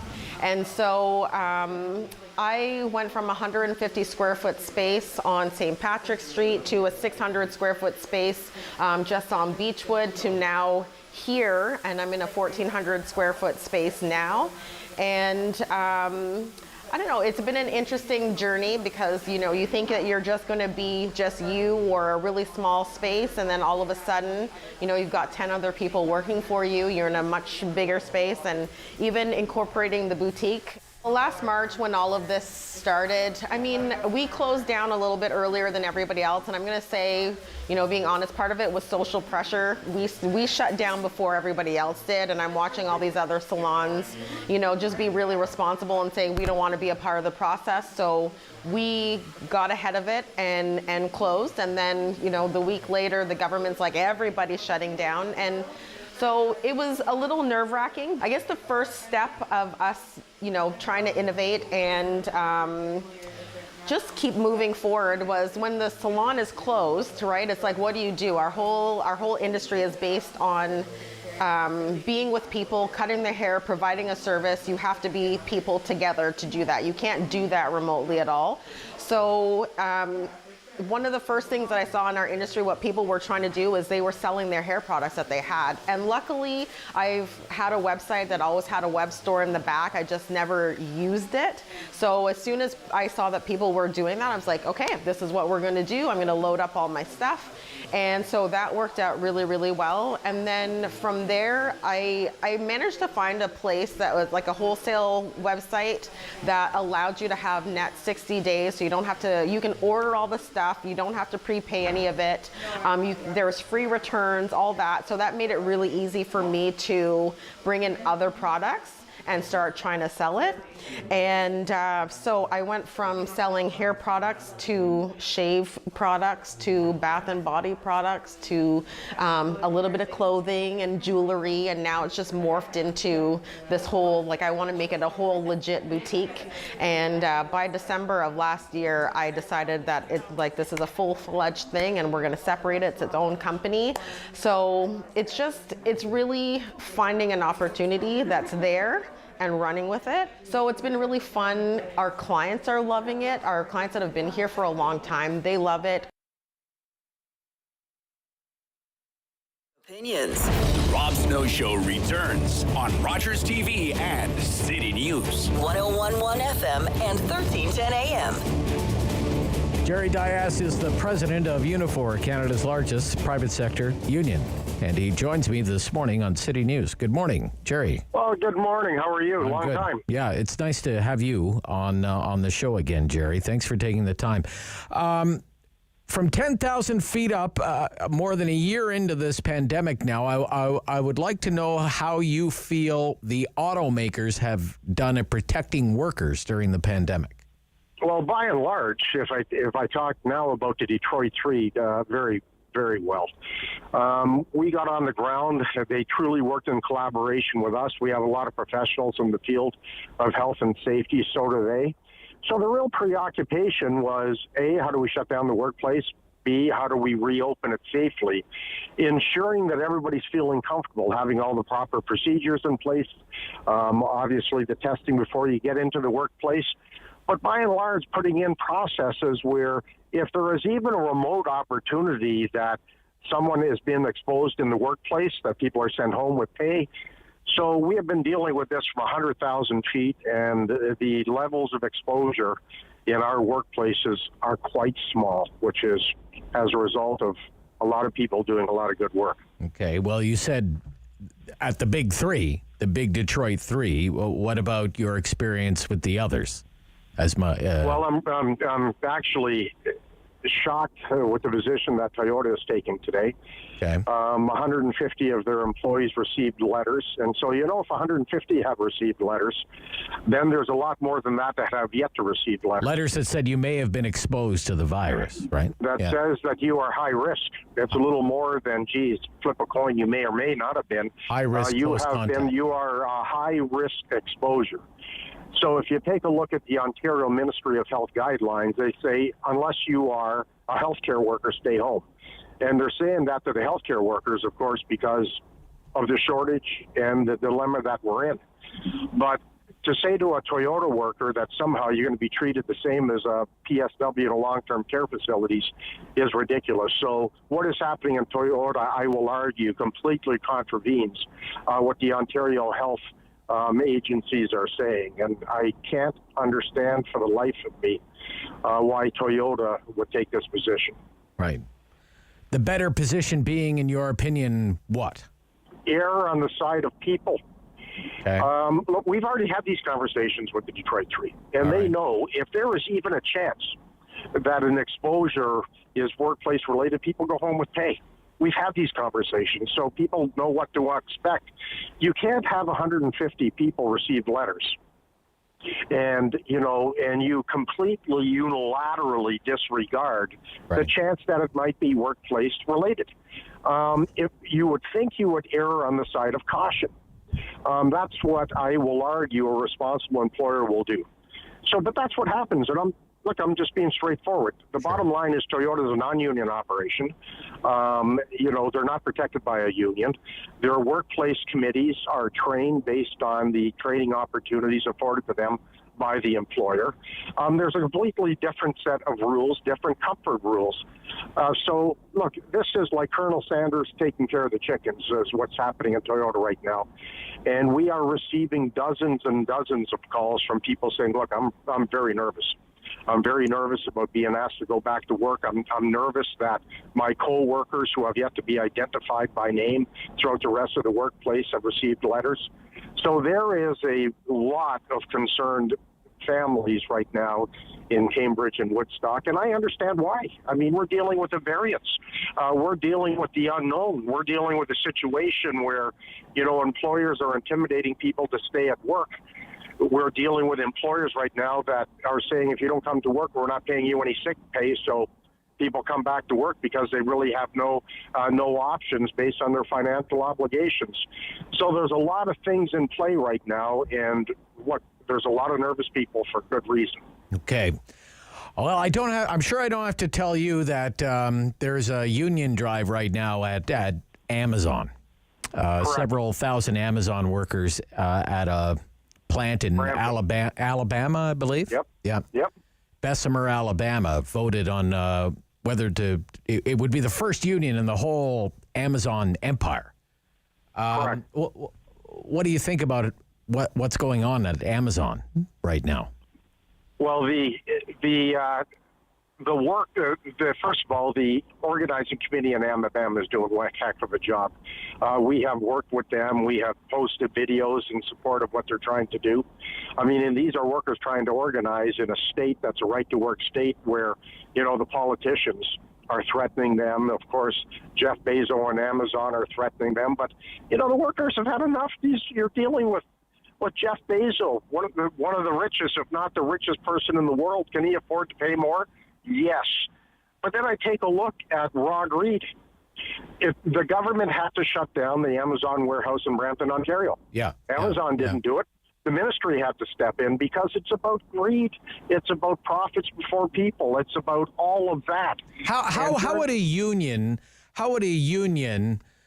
make for better working conditions, say, at some of those big warehouse operations and distribution centers in Peel region, for example, Jerry? First of all, I represent numerous warehouse workers right through the system. So, first of all, we have the technical expertise to deal with workplace issues. We have health and safety specialists, and we're not afraid to take on the boss. That's the key piece.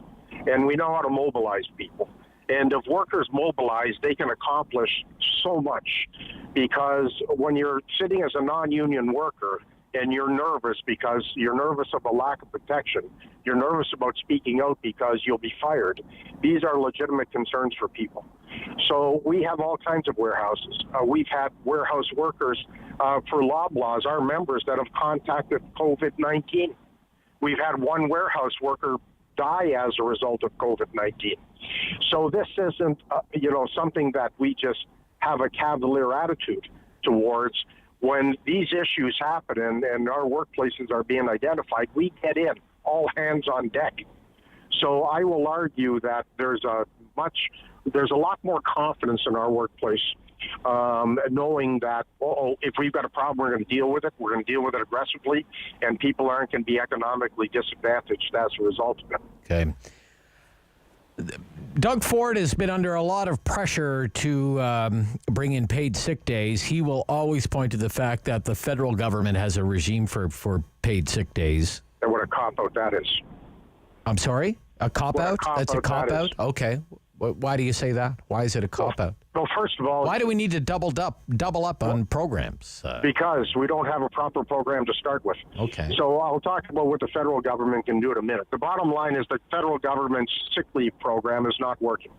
Workers aren't going to wait weeks to receive their compensation.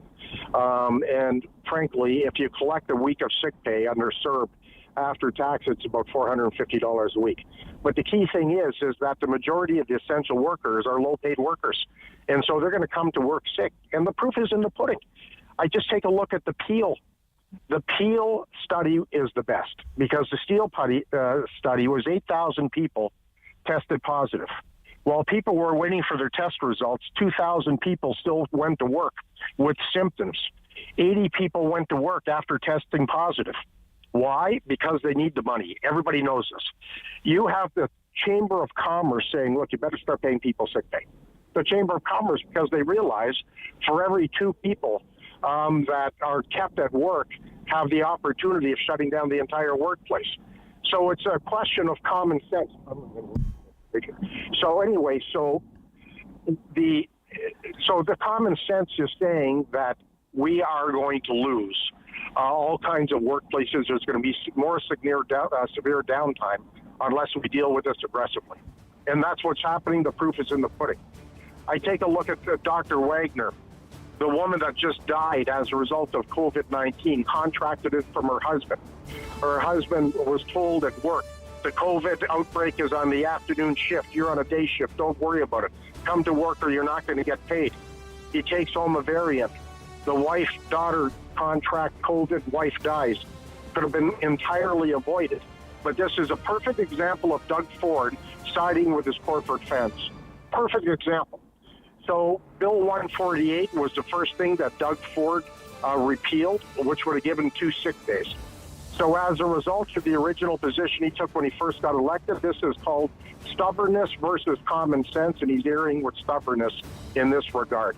Everybody knows we need paid sick days. The only way we're going to deal with the pandemic is if people who are sick are staying at home. And that's not happening. So they keep saying, well, we'll blame the federal government. Blame the federal government. What a cop-out that is. This program is brought to you by Ignite TV.